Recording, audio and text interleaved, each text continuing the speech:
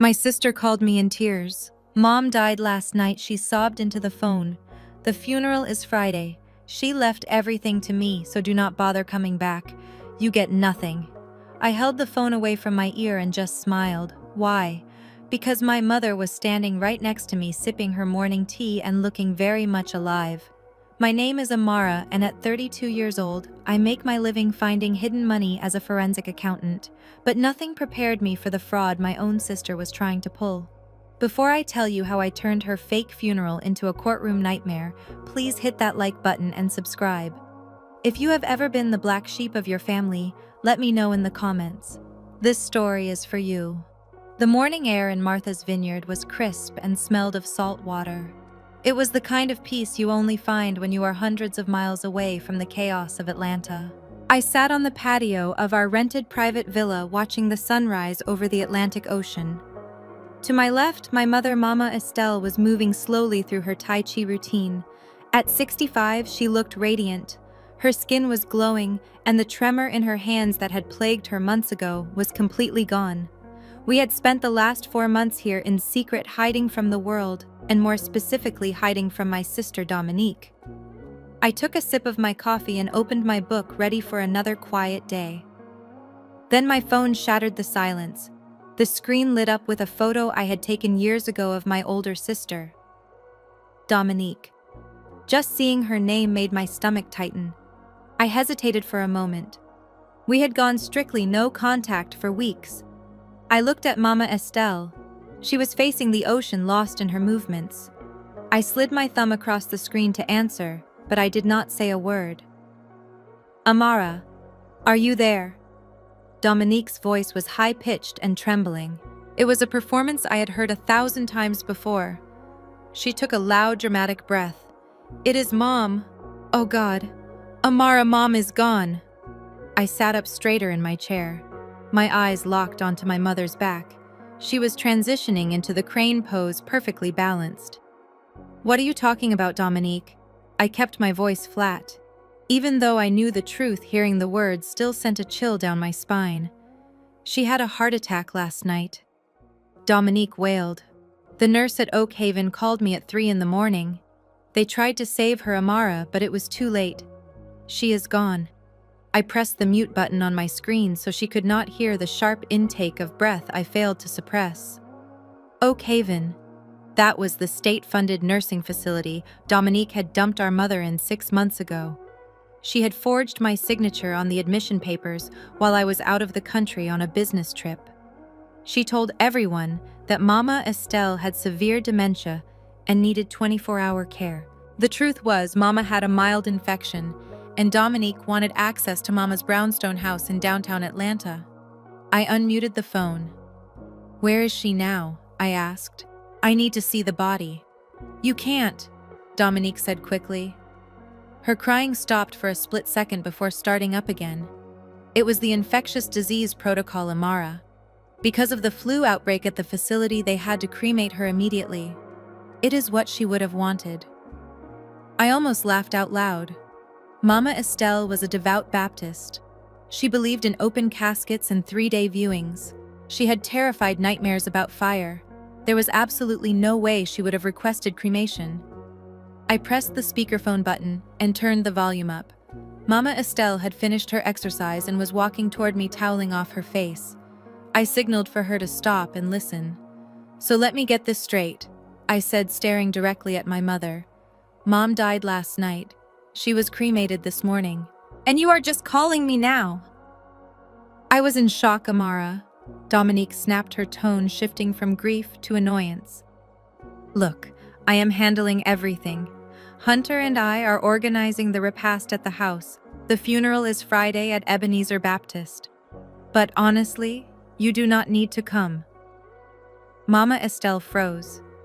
She stood 5 feet away from me, clutching the white towel. Her eyes went wide. She leaned in closer to the phone. Why shouldn't I come? I asked.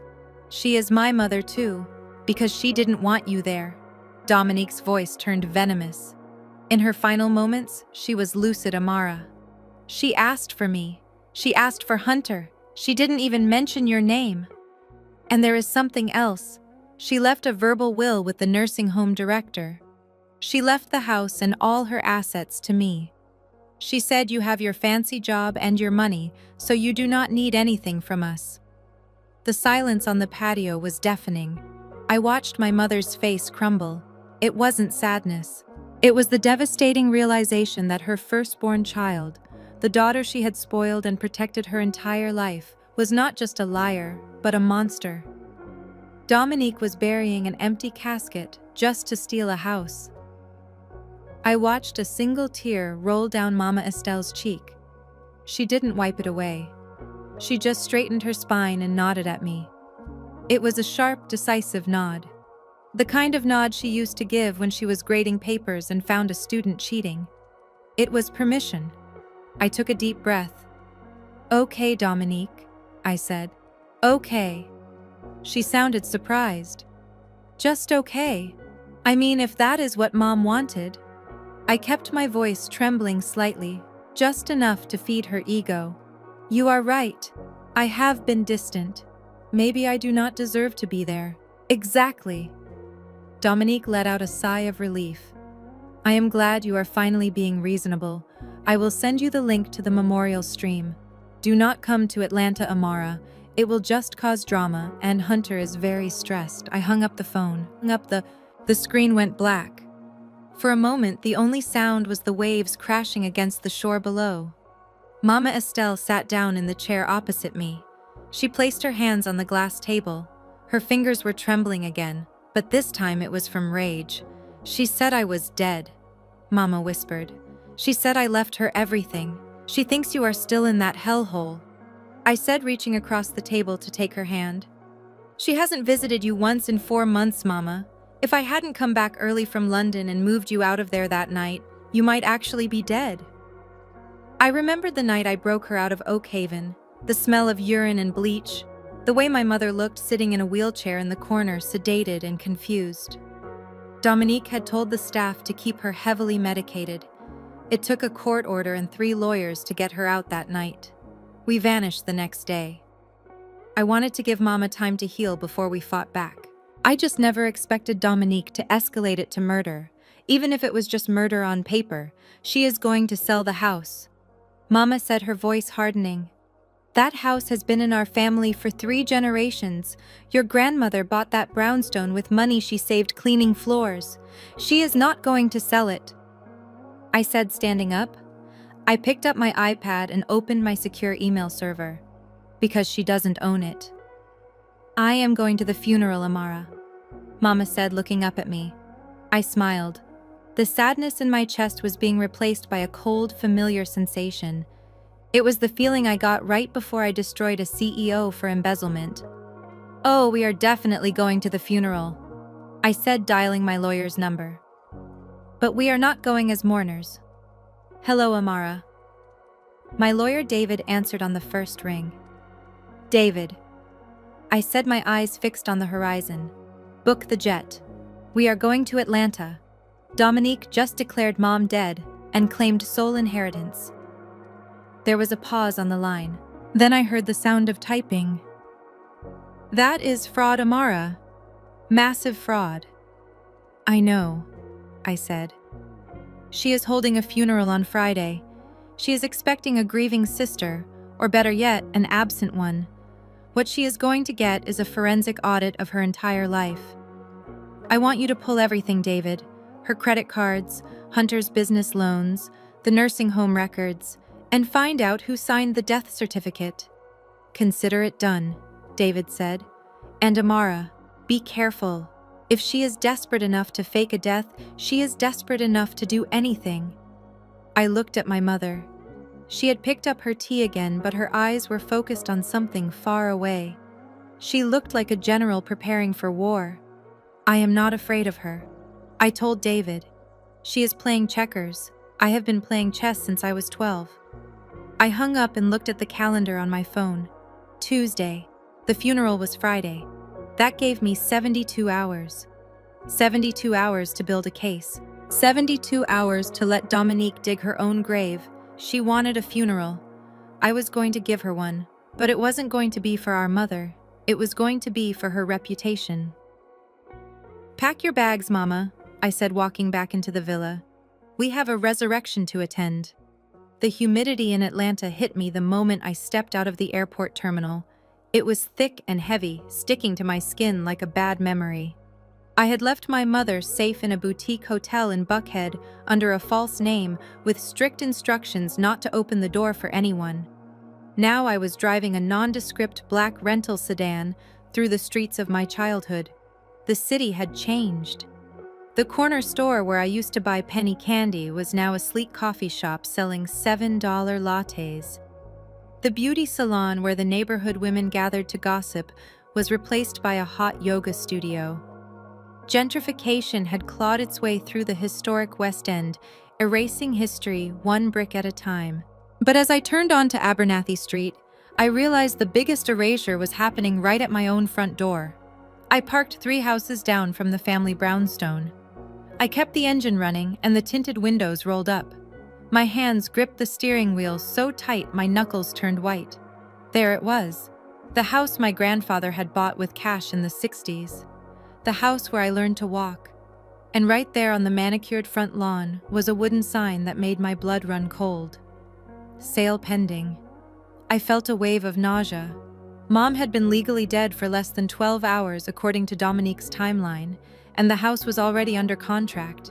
It was impossible, unless, of course, the deal had been done weeks ago. I watched from the shadows of my car as a white moving truck backed into the driveway. This wasn't a professional moving company. It was 2 guys in t-shirts throwing furniture into the back of a beat-up van. Then I saw him, Hunter. My brother-in-law was standing on the porch holding a clipboard. He was wearing a polo shirt and khaki shorts, looking more like he was hosting a barbecue than mourning his mother-in-law. He pointed at the door, snapping his fingers at the movers. I watched as they hauled out the mahogany dining table. My heart stopped. That table was an antique from the 1920s. Mom loved that table. She used to polish it every Sunday before church, telling us stories about the ancestors who had sat around it. Hunter was selling it like it was scrap wood. I reached for my phone, my instinct to call the police flaring up. But I stopped myself. The police would ask for proof of ownership. Dominique had the power of attorney. If I intervened now, I would blow my cover. I needed to let them dig their hole deeper. I needed to see just how greedy they could get. I opened Instagram on my phone. A notification popped up immediately. Dominique was live. I clicked on her profile. The video feed showed her sitting in what looked like her living room, but I recognized the curtains. She was in Mom's master bedroom. She was wearing a black veil, tears streaming down her perfectly made-up face. "Thank you so much to everyone sending prayers," she whispered into the camera, dabbing her eyes with a tissue. "This is the hardest day of my life." Mom went so fast. We were not prepared for the costs. The cremation, the memorial service, the legal fees. It is overwhelming. If you can find it in your heart to help us give Mama Estelle the send-off she deserves, the link is in my bio. I minimized the video and clicked the link. It was a GoFundMe page titled "Rest in Power, Mama Estelle." The goal was $50,000. In just 6 hours, they had already raised $15,000. Comments were flooding in from church members, old students of Moms, and neighbors. They were donating $50, $100, pouring out their hearts and their wallets for a lie. I pulled my laptop out of my bag and tethered it to my phone's hotspot. It was time to go to work. I ran a quick trace on the donation link. Usually these funds go into a holding account or are directed to a verified bank account associated with the cause. I bypassed the front-end interface and dug into the metadata of the connected payout account. It took me 3 minutes to find the routing number. I recognized the bank. It was a private credit union where Dominique had her personal accounts. But I didn't stop there. I cross-referenced the account activity with public credit headers. The account linked to the GoFundMe wasn't a savings account for funeral expenses. It was directly tied to a high-interest credit line for a Neiman Marcus store card. I stared at the screen. She wasn't raising money to bury our mother. She was raising money to pay off her designer handbag debt. She was using the sympathy of our community to fund her lifestyle while claiming she had cremated our mother to save money. The level of sociopathy was breathtaking. I took screenshots of everything: the live stream, the donation page, the back-end code linking to her credit card, and the current balance of $15,000. This was wire fraud. This was theft by deception, and it was going to be Exhibit A. I closed my laptop and put the car in gear. I had seen enough at the house. Watching Hunter sell our history for pennies was physically painful, but I had a more important meeting. I drove toward the downtown district, weaving through the afternoon traffic until I reached a small, dimly lit jazz cafe on Edgewood Avenue. It was the kind of place where business was conducted in the back booths, away from prying eyes. I spotted him immediately. Reynolds was an old-school private investigator I had worked with on several fraud cases. He was sitting in the corner nursing a black coffee. He didn't smile when I sat down. He just slid a thick manila envelope across the scratched wooden table. "You are not going to like what is in there, Amara," he said, his voice low and gravelly. I didn't open it immediately. "Tell me," I said. "I went to Oak Haven." Reynolds began. "I spoke to the night nurse. She was scared to talk, but $50 and a promise of anonymity goes a long way. She confirmed that your sister was the one who authorized the transfer of your mother to the palliative care wing 6 months ago. But that is not the worst part." He tapped the envelope. I pulled out the document on top. It was a do not resuscitate order, a DNR. It stated that in the event of cardiac arrest or respiratory failure, no life-saving measures were to be taken. The date on the document was from 4 months ago, just days before I had rescued Mom. "Look at the signature," Reynolds said. I looked. At the bottom of the page in shaky blue ink was the name Estelle Vance. To the untrained eye, it looked like an elderly person's handwriting. But I wasn't an untrained eye. I was a forensic accountant. I spent my life analyzing handwriting samples to catch forgers. The loop on the E was too wide, the slant of the V was too sharp, and the pressure points on the paper were inconsistent with someone who had tremors, which Mom did at the time. This was a tracing. Someone had placed a document with Mom's real signature over this one and traced it, but they had pressed too hard in the wrong places. "It is a forgery," I whispered, my blood boiling. "It is a bad forgery," Reynolds corrected. "But it was good enough for the nursing home administration. Dominique didn't just put her in there to rot, Amara. She set it up so that if your mother so much as coughed too hard, the doctors would stand back and let her die. This was passive euthanasia for profit." I flipped through the rest of the file. There were photos of Hunter meeting with the facility director in the parking lot. There were bank statements showing small cash withdrawals from Mom's pension account that matched the dates of those meetings. They had been bleeding her dry while waiting for her to die. I looked up at Reynolds. "Does anyone else know about this?" "Just us," he said. "And now you." I put the documents back in the envelope and slid it into my leather tote bag. "This changes everything," I said. "I thought this was just about the house. I thought they were just greedy, but they tried to kill her." "Technically," Reynolds said, leaning back, "since she is alive, it is attempted manslaughter, conspiracy, and insurance fraud. If you walk into a police station right now, you can have them arrested by dinner time." I shook my head. "No. Arresting them is too easy. They will get bail. They will hire lawyers. They will spin a story about how they were just trying to do what was best for a sick old woman. I need to destroy their credibility first. I need to make sure that when the handcuffs go on, there is not a single person in Atlanta who feels sorry for them." Reynolds smirked. "You have a plan for the funeral?" Then I stood up, smoothing down my blazer. The image of the sale pending sign and the fake DNR order burned in my mind. "Oh, I have a plan," I said.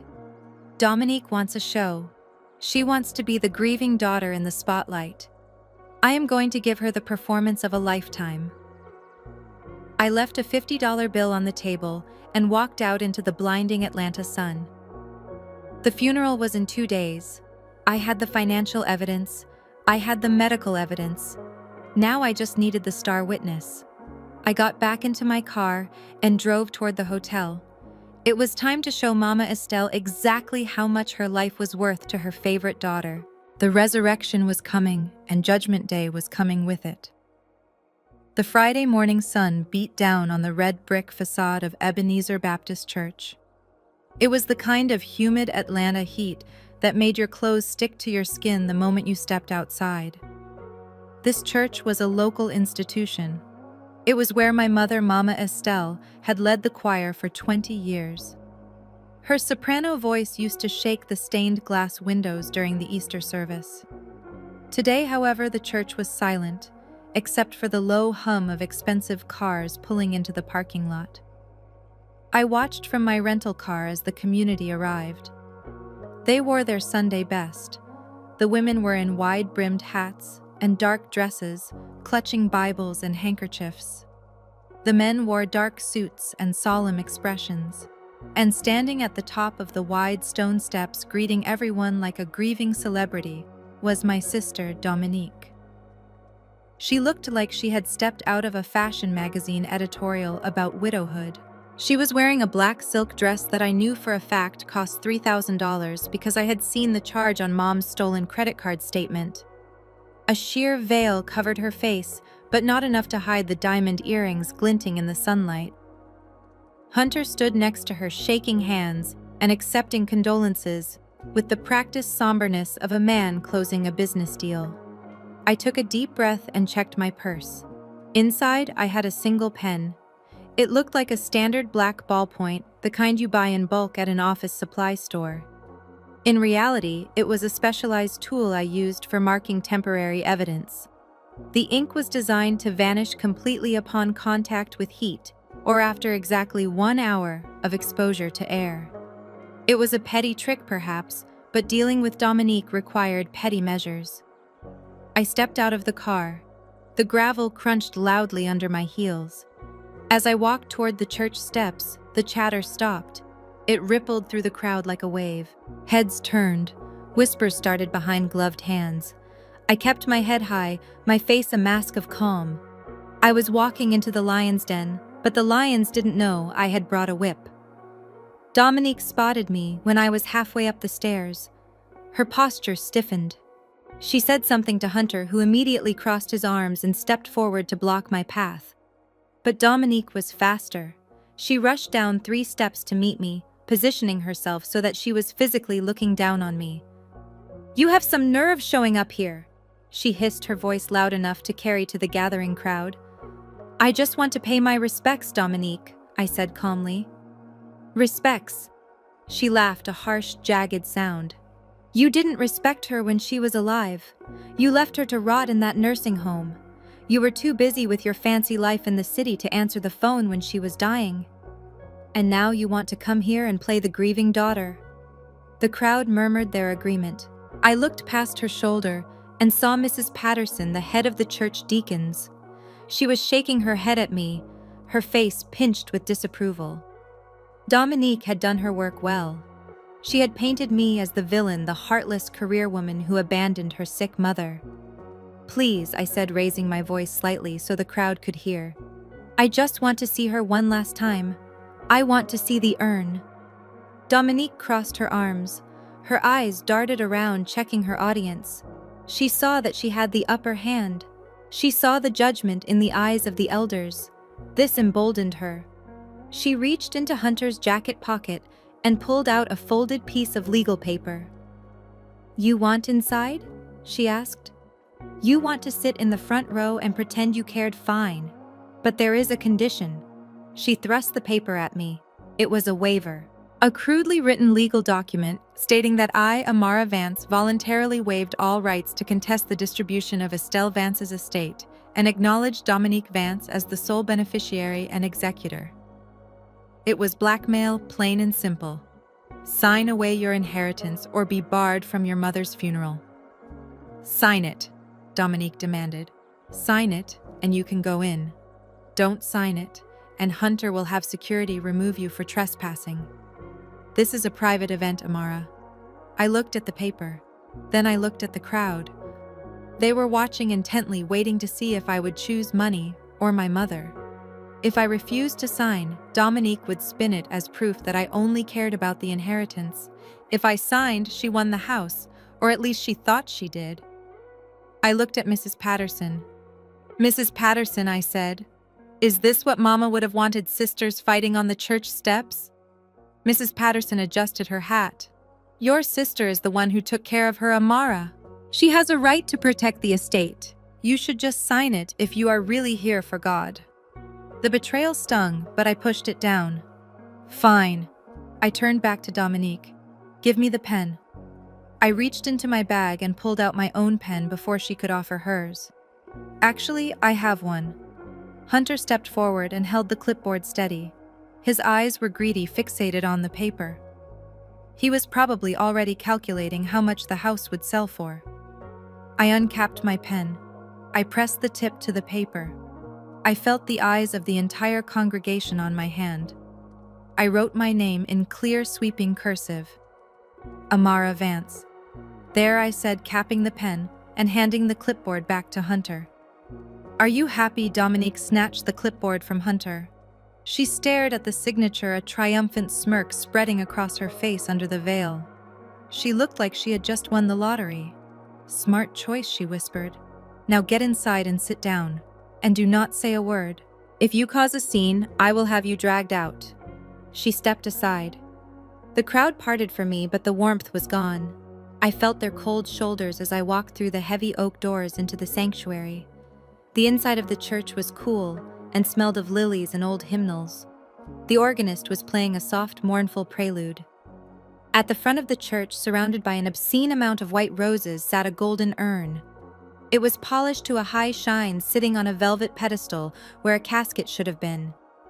I walked down the center aisle. My footsteps echoed in the high ceilings. I didn't stop at the back. I walked all the way to the front row, the pew reserved for immediate family. I sat down directly in front of the urn. I stared at the golden vessel. It was beautiful. It was dignified. And it was completely full of lies. I wondered what was actually inside it. Wood ash from her fireplace? Sand from a playground? Or maybe the cremated remains of a shelter cat?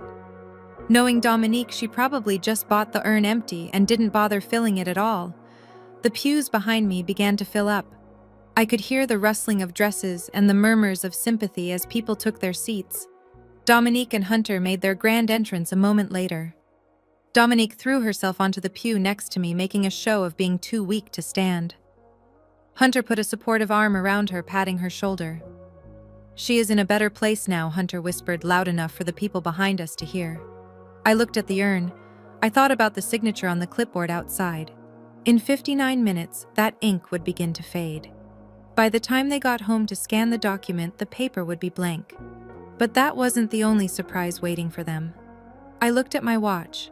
It was 10:55. The service was scheduled to start at 11. Mama Estelle and the security team I had hired were currently parked in a tinted SUV around the back of the church waiting for my signal. Dominique leaned over to me, her voice dropping to a vicious whisper. "Do not think you are getting a dime, Amara. I am going to sell the house next week. Hunter already has a buyer. You can go back to your lonely apartment and rot." I turned to look at her. Her eyes were dry. Her makeup was perfect. There wasn't a shred of grief in her, just calculation. I smiled at her. It was a small, tight smile. "You know, Dominique," I said softly, "Mom always said you were a terrible liar." She frowned. "What is that supposed to mean?" "It means," I said, turning back to face the altar, "you should really check the contents of that urn before you pray over it." The organ music swelled, signaling the start of the service. The pastor stepped up to the pulpit. Dominique glared at me, confused and angry, but she couldn't say anything now. The show had begun, and she had no idea that she wasn't the director anymore. She was just another actor in a play I had written, and her final curtain call was approaching fast. I folded my hands in my lap and waited for the resurrection. Dominique stood at the pulpit looking like a tragic heroine from a black and white movie. She gripped the sides of the wooden podium with her manicured hands and leaned into the microphone. A single tear, which I suspected she had induced with a hidden onion slice or a pinch of salt, rolled perfectly down her cheek. The church was dead silent. Every eye was fixed on her. She was not just burying our mother. She was cementing her status as the matriarch of the family. My mother was a saint. Dominique whispered, her voice cracking with practiced emotion. She was the light of my life. And in her final moments, when the pain was too much for her tired heart, she held my hand. She looked at me and she said, "Dominique, promise me you will keep the family together. Promise me you will take care of the house." She told me that she wanted me to have the deed not for the money, but to preserve our history. Hunter stood a few feet behind her, his head bowed in somber agreement. He nodded slowly, as if he had been there to witness this fictional deathbed confession. From the pews, I heard sniffles and murmurs of amen. They were buying it. They were swallowing every toxic spoonful of her lie. Dominique took a shaky breath and continued, "I know my sister Amara is here today, and I want to say in front of God and everyone that I forgive her. I forgive her for not being there. I forgive her for the distance. Mom left the house to me because she knew I was the one who stayed. She knew I was the one who cared, and I intend to honor that legacy." She wiped her eyes and stepped down from the pulpit. Hunter rushed to her side, offering her his arm as if she were made of fragile glass. The congregation let out a collective sigh of sympathy. Patterson, sitting 2 rows back, leaned forward and patted Dominique's hand as she passed.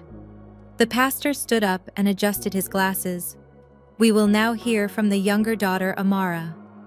The temperature in the room seemed to drop 10 degrees. I stood up. The wooden pew creaked beneath me. I could feel the hostility radiating from the crowd. To them, I was the cold, heartless career woman who had abandoned the saintly mother and the devoted sister. I walked toward the pulpit. My heels clicked rhythmically on the hardwood floor. Click, click, click. It sounded like a countdown. I stepped up to the microphone.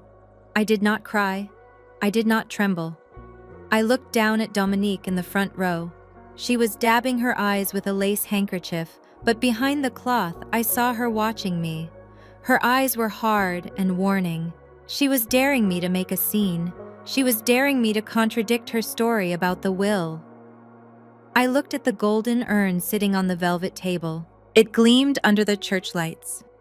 "Thank you, Dominique, for those moving words," I said, my voice clear and steady.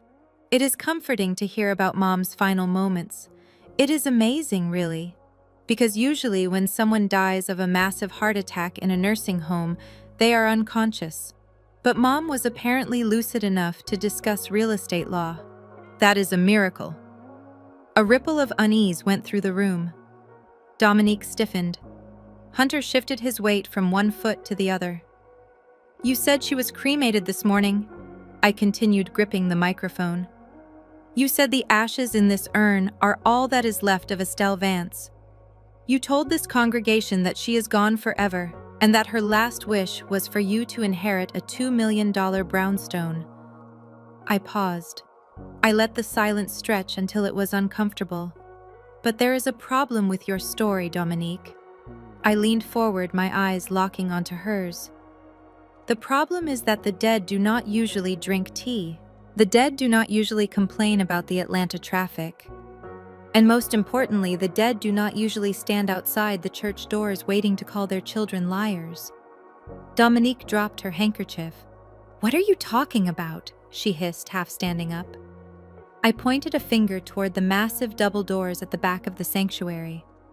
"I think you should ask her yourself." I nodded to the security team I had positioned at the entrance.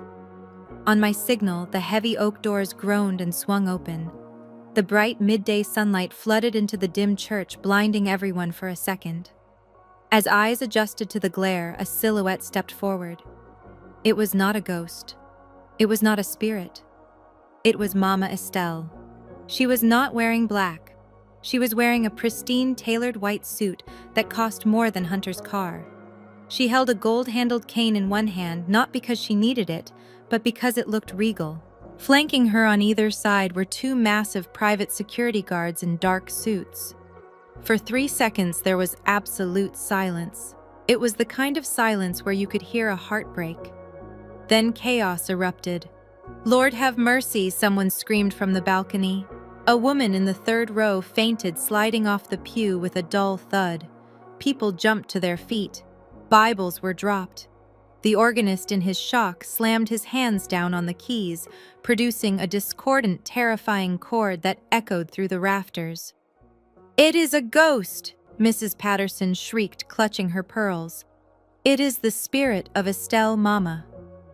Estelle did not float. She walked. She walked down the center aisle with a stride that was strong and furious. The crowd parted like the Red Sea. People pressed themselves against the edges of the pews, terrified to touch her. Dominique did not scream. She froze. Her face went from a look of annoyance to a mask of pure, unadulterated terror. The blood drained from her skin so fast she looked gray. Her mouth opened and closed like a fish on dry land, but no sound came out. Hunter looked like he was about to vomit. He looked at the back exit, then at the security guards, calculating his odds of escape. He realized they were 0. Mama Estelle reached the front of the church. She stopped right in front of the golden urn. She looked at it with disgust, then she raised her cane and knocked it off the table. The urn hit the floor with a loud metallic clang. It popped open. There was no ash inside, just a bag of play sand from a hardware store. It spilled out across the red carpet, gritty and beige. The church went silent again, staring at the sand. Mama Dominique squeaked. Her voice was barely a whisper. "Mama, is that you?" Mama turned to look at her. The look on her face was not one of a loving mother. It was the look of a judge delivering a death sentence. "Who else would it be?" Dominique Mama's voice boomed without a microphone. "Did you think a cheap cremation and a bag of sand would be enough to get rid of me?" Dominique's knees gave out. She didn't faint gracefully like in the movies. She collapsed into a heap of expensive silk and shame on the floor. She grabbed the hem of Mama's white pants. "Mama, I thought you were dead. The nursing home called me. I swear." "Liar." Mama pulled her leg away as if Dominique were a poisonous snake. "You forged the DNR, you forged the will, and for the last 6 months you have been praying for me to die so you could sell my house to buy more purses." A collective gasp sucked the air out of the room. The congregation turned on a dime. The sympathy for Dominique evaporated, instantly replaced by horror and outrage. "And you?" Mama turned her gaze to Hunter. Hunter held up his hands, backing away. "Mrs. Vance, I didn't know. Dominique told me." "Shut up," Mama snapped. "You sold my dining room table yesterday. I want it back, and I want the money you stole from my pension fund." Mama walked up the steps to the pulpit. I stepped aside, handing her the microphone. She looked out at the sea of shocked faces. These were her friends, her neighbors, people she had known for 40 years. "I apologize for the disruption," Mama said, her voice steady and commanding. "But it seems my daughter decided to hold my funeral a few decades too early.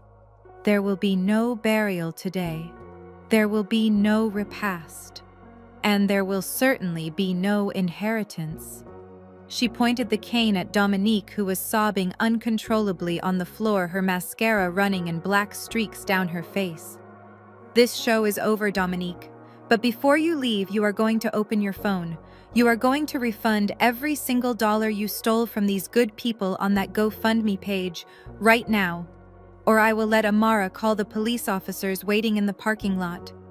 The crowd erupted. The shock turned to anger. People began shouting at Dominique, "Give us our money back! Shame on you, you wicked girl!" I stood next to my mother and watched. I looked at Hunter, who was trying to blend into the shadows. I looked at Dominique, broken and humiliated on the floor. And then I looked at the empty urn lying in the spilled sand. I took a deep breath. The air in the church no longer smelled of lilies. It smelled of justice. and it was the sweetest thing I had ever smelled. The chaos inside the church spilled out into the parking lot like a shaken soda bottle exploding. The congregation followed us, smartphones raised high, recording every second of the family drama. I stood on the pavement next to Mama Estelle, my hand resting protectively on her arm.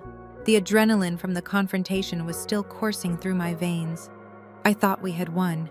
I thought the sight of our mother alive and furious was the checkmate move that would end Dominique and Hunter's reign of terror. I was wrong. I had underestimated the sheer desperation of a man with nothing left to lose. Hunter did not run. He did not beg for forgiveness. Instead, he wiped the sweat from his forehead, straightened his expensive suit jacket, and did something that chilled me to the bone. He started screaming. "Officer! Officer, help us! She has her! She has my mother-in-law!" He ran toward the 2 police officers I had called to the scene. These were officers from the Atlanta Police Department, looking confused as they tried to make sense of the shouting mob. Hunter threw himself at them, pointing a shaking finger at me. "Arrest her. That woman kidnapped Estelle Vance from a secure medical facility. She is dangerous." I stepped forward, shielding Mama. "Excuse me, officer," I said, keeping my voice calm. "I am Amara Vance. This is my mother." "We are not. She is brainwashed," Hunter screamed over me, his face turning a theatrical shade of red. "Look at her. She does not know where she is. She thinks she is at a wedding. She thinks she is buying a house. My mother-in-law has severe stage 4 dementia. She was declared legally incapacitated 6 months ago." Mama Estelle bristled. "I do not have dementia, you lying sack of C." Hunter interrupted her, grabbing the officer's arm. "Aggression, confusion, paranoia. These are classic symptoms. She needs her medication. If she does not get her heart medication and her antipsychotics within the hour, she could die. That woman took her off her meds to manipulate her into signing checks." The crowd gasped. The narrative was shifting in real time. Suddenly, I wasn't the hero who brought Mom back. I was the estranged daughter who had dragged a sick, confused old woman out of her deathbed to stage a scene. Officer Miller, a tall man with a tired face, stepped toward us. "Ma'am," he said to me, "is this true? Did you remove Mrs. Vance from a medical facility?" "I removed her because they were killing her," I said, my voice rising. "And she is not incapacitated. She is perfectly lucid." "I have the paperwork right here," Hunter shouted. He reached into his briefcase, which he had surprisingly kept with him during the service. He pulled out a thick file marked with the logo of Oak Haven Nursing Center. He thrust it into Officer Miller's hands. "Look. Signed by Dr. Evans, the chief neurologist. Estelle Vance lacks the capacity to make medical or financial decisions. I have the medical power of attorney. My wife, Dominique, is her legal guardian. What Amara has done here is kidnapping and elder abuse." I watched Officer Miller flip through the pages. I knew exactly what he was seeing. Falsified cognitive tests, fake logs of violent outbursts, a fabricated history of a woman losing her mind. It was a masterpiece of fiction created by a corrupt doctor and paid for with my mother's own money. "Officer," I said, trying to keep the panic out of my voice, "that file is a forgery. If you let me call my lawyer—" "We don't have time for lawyers," Hunter yelled. "Look at her eyes. She is about to have a stroke. We need to get her to the hospital now." Mama Estelle gripped my arm tighter. "I am not going anywhere with you, Hunter." The officer looked at the paperwork, then at Mom, then at me. In the eyes of the law, the paper held more weight than the person standing in front of him. The document said Mom was a danger to herself. The document said Hunter was in charge. "I am sorry, ma'am," Officer Miller said to me, his hand moving to his belt. "I have to follow the court order. If Mrs. Vance is under legal guardianship, you have no right to transport her." He signaled to his partner. "Call an ambulance. We need a transport for a psych evaluation. And get adult protective services on the line." "No," I shouted, stepping between the officer and my mother. "You are not taking her. That is what they want. They want to drug her again so she can't testify." "Ma'am, step back," the officer warned. Amara, don't, Mama whispered, sensing the escalation. But it was too late. Hunter saw his opening. He lunged forward, grabbing Mom's other arm. Come on, Mama Estelle, it is okay. The bad dreams are over. Get your hands off me. Mama swung her cane, hitting Hunter squarely in the shin. He howled in pain, hopping on one foot. See, he screamed. Violent, she is violent. She is a danger to the public. That was the nail in the coffin. To the police, a senior citizen hitting someone with a cane wasn't self-defense. It was proof of the dementia diagnosis Hunter had just handed them. Officer Miller grabbed my wrists. Amara Vance, you are under arrest for interference with custody and suspected elder abuse. I felt the cold steel of the handcuffs click around my wrists. The world seemed to slow down. I saw Dominique standing by the church doors, watching through her veil. She wasn't crying anymore. She was smiling.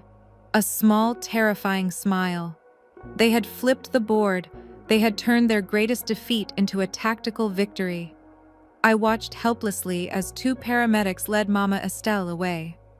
She was shouting my name, trying to fight them off, but they were gentle and firm. They treated her like a confused child. It is okay, sweetie, one paramedic said to her. We are going to get you some juice and a nice warm blanket.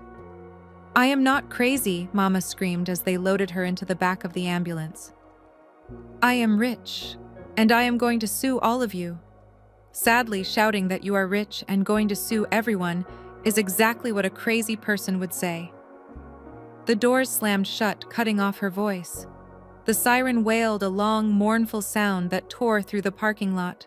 Hunter stood by the police cruiser, rubbing his leg. He looked at me through the window as they shoved me into the back seat. He leaned in close, his breath fogging up the glass. You should have stayed in London, Amara, he mouthed. You really should have stayed away. I sat in the back of the police car, the hard plastic seat digging into my back. The humiliation burned hotter than the Atlanta sun. I could see the neighbors shaking their heads. I could hear the whispers. Look at that. Poor Dominique. Her sister really is unstable. Kidnapping her own mother. Shameful. As the car pulled away, taking me to the precinct, my panic began to fade, replaced by a cold, sharp clarity. Hunter had made a mistake. A massive, fatal mistake. By having me arrested, he had made this a matter of public record. By handing that file to the police, he had entered a forged document into evidence. He thought he was sending me to jail.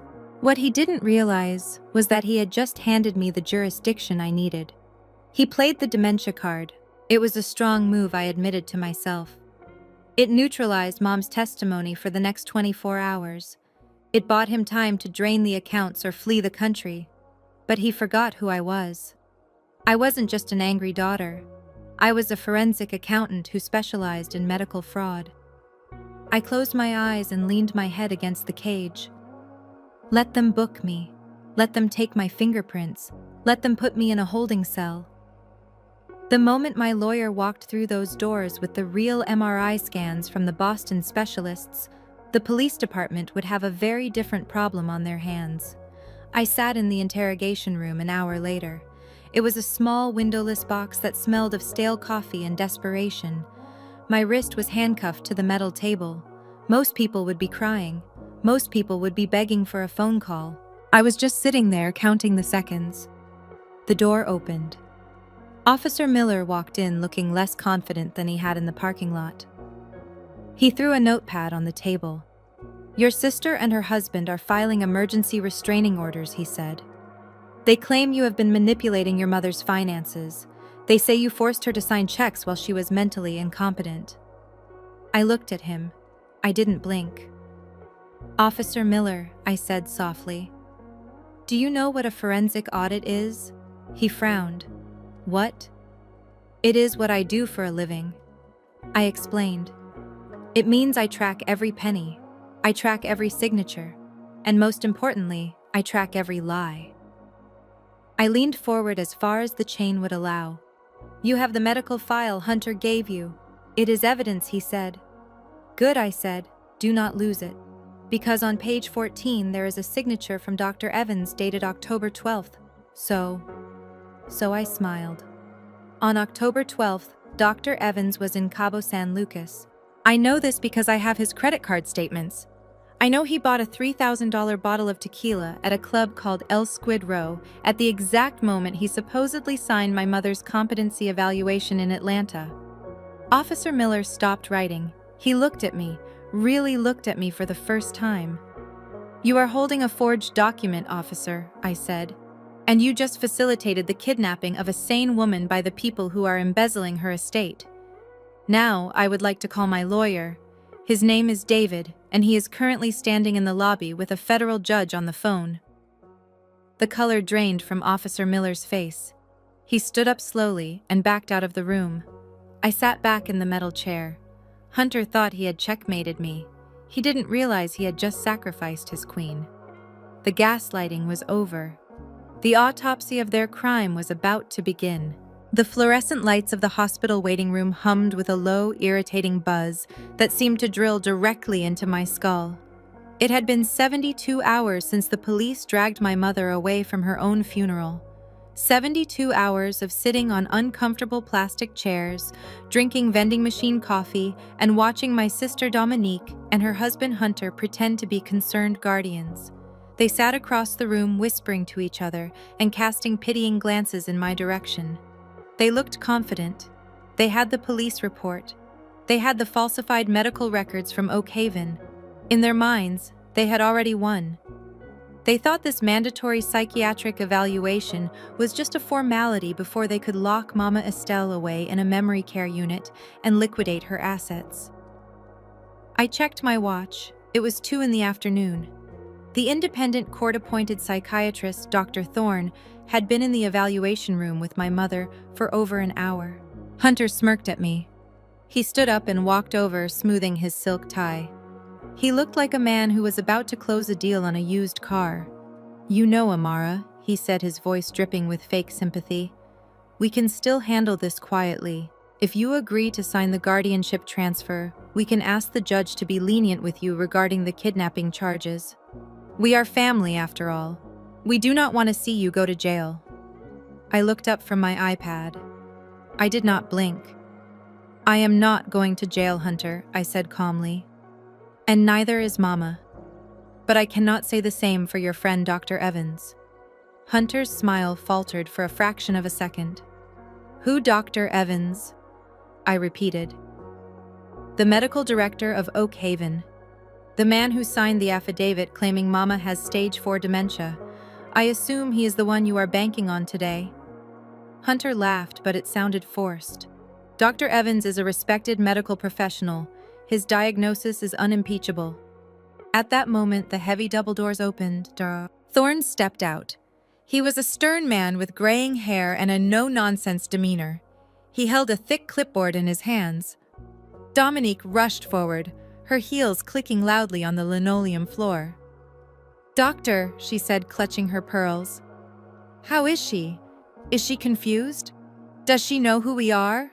We just want to get her back to the facility so she can rest." Dr. Thorne looked at Dominique over the rim of his glasses. Then he looked at Hunter. Finally, his eyes landed on me. "Ms. Vance," Dr. Thorne said to me, "you provided a secondary medical file to my office this morning. Is that correct?" "Yes, sir," I said, standing up. Hunter interjected immediately. "Objection. Excuse me, doctor. But Amara is not the legal guardian. Any medical records she has are likely fabricated or outdated. The official records are from Oak Haven." Dr. Thorne held up a hand to silence him. "I have reviewed the Oak Haven records, Mr. Sterling. They describe a patient with advanced cognitive decline, unable to recognize family members or perform basic tasks." "Exactly," Hunter said, nodding vigorously. "It is a tragedy." However, Dr. Thorne continued, his voice sharpening.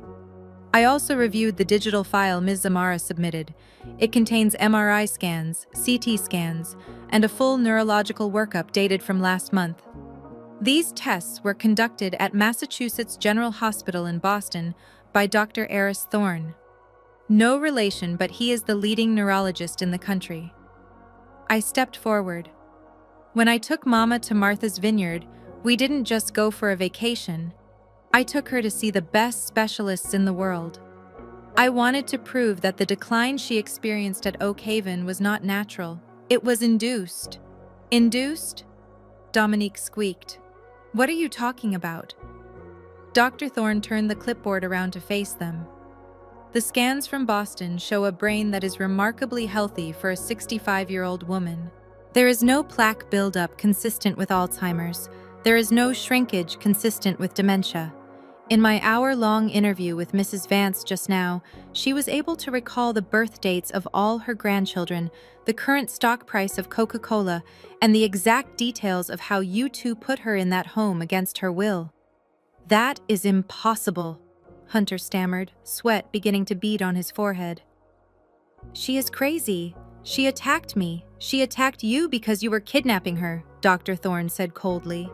Mrs. Vance is fully capacitated. In fact, she is sharper than most people half her age. Which leads me to a very serious question. How did Dr. Evans at Oak Haven diagnose a healthy woman with terminal dementia? I walked over to the table and placed my iPad down. I tapped the screen, bringing up a spreadsheet I had compiled the night before. I can answer that, I said. I think it has something to do with this. I pointed to a highlighted line on the screen. This is a bank transfer from a shell company called HS Realty Holdings, I explained. HS stands for Hunter Sterling. On the 15th of every month for the last 6 months, a transfer of $5,000 was made to a private account in the Cayman Islands. So what? Hunter sneered. I do business internationally. Yes, I said, but I traced the beneficiary of that account. It belongs to a corporation registered to Dr. Marcus Evans. You were paying him $5,000 a month to keep Mama sedated and to falsify her medical records. The silence in the waiting room was absolute. Dominique stared at her husband with horror. You paid him, she whispered. You told me the doctor said she was dying. He lied to you too, Dominique, I said, though I felt no pity for her. He needed her incapacitated so he could liquidate the brownstone. He was paying the doctor to turn our mother into a vegetable. Hunter lunged for the iPad. That is illegal. You hacked my accounts. I snatched the device away. I'm a forensic accountant, Hunter. I didn't hack anything. I just followed the public breadcrumbs you were too stupid to sweep up. And I wasn't the only one interested in this transaction. As if on cue, the elevator doors at the end of the hall chimed. 2 uniformed officers and a man in a cheap suit walked out. I recognized the detective immediately. Hunter Sterling, the detective asked. Hunter backed away, his back hitting the vending machine. Who are you, Detective Miller Fraud Division? We just picked up Dr. Evans at his office. He was very eager to cut a deal. He says you instructed him to administer heavy sedatives to Mrs. Estelle Vance to simulate cognitive decline. No, Hunter shouted, looking around for an exit. That is a lie. He is lying to save himself. We have the wire transfers, Mr. Sterling, the detective said, pulling out a pair of handcuffs. And we have the statement from the nursing staff. You are under arrest for conspiracy to commit medical fraud, elder abuse, and bribery. I watched as they spun Hunter around and slammed him against the soda machine. The click of the handcuffs was the most satisfying sound I had ever heard. Dominique stood frozen in the middle of the room. She looked at her husband being read his rights, and then she looked at me. Amara, she whimpered. I didn't know. I swear I didn't know about the money. I looked at her cold and unyielding. You knew she wasn't sick, Dominique. You knew she was just sad and lonely after Dad died. And you let him put her away because you wanted the house. You are just as guilty. The detective led Hunter away. He was screaming about calling his lawyer. Dominique sank into a chair, burying her face in her hands. Dr. Thorne cleared his throat. Ms. Vance, I am immediately lifting the psychiatric hold on your mother. I am also filing a report with the court recommending the immediate revocation of Dominique Vance's guardianship. Thank you, doctor, I said. Can I see her? "She is waiting for you," he said, smiling for the first time. "She is a remarkable woman. She gave me a recipe for peach cobbler while we were waiting for the police." I walked into the evaluation room. Mama Estelle was sitting on the edge of the examination table, swinging her legs. She was still wearing her white suit from the funeral, though it was a little wrinkled now. When she saw me, her face lit up. "Did they get him?" she asked. "They got him, Mama," I said, wrapping my arms around her. "And Dominique?" "She is in the hallway," I said. "She is claiming ignorance." Mama sighed and pulled back to look at me. "Ignorance is not a defense, Amara, not when it comes to family." We walked out of the room arm in arm. Dominique was still sitting in the chair, sobbing. When she saw Mama, she stood up, reaching out a hand. "Mama," she choked out, "please."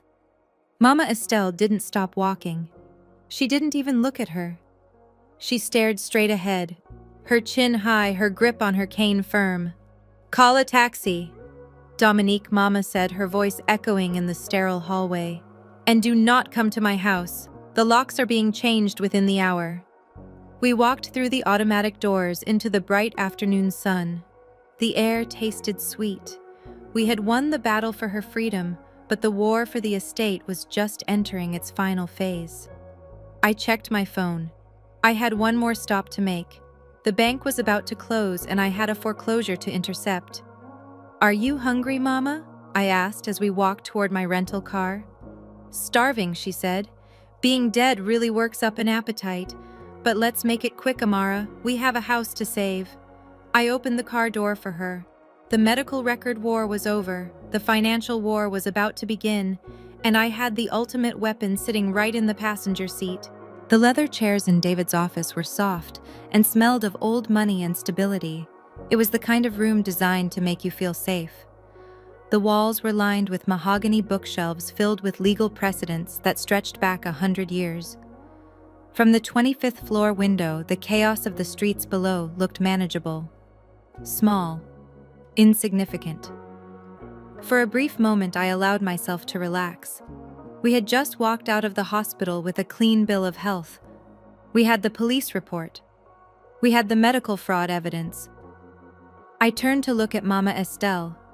She was sipping a cup of herbal tea, her hand resting on the gold handle of her cane. She looked tired, but victorious. The nightmare of the nursing home was over. Then David walked in.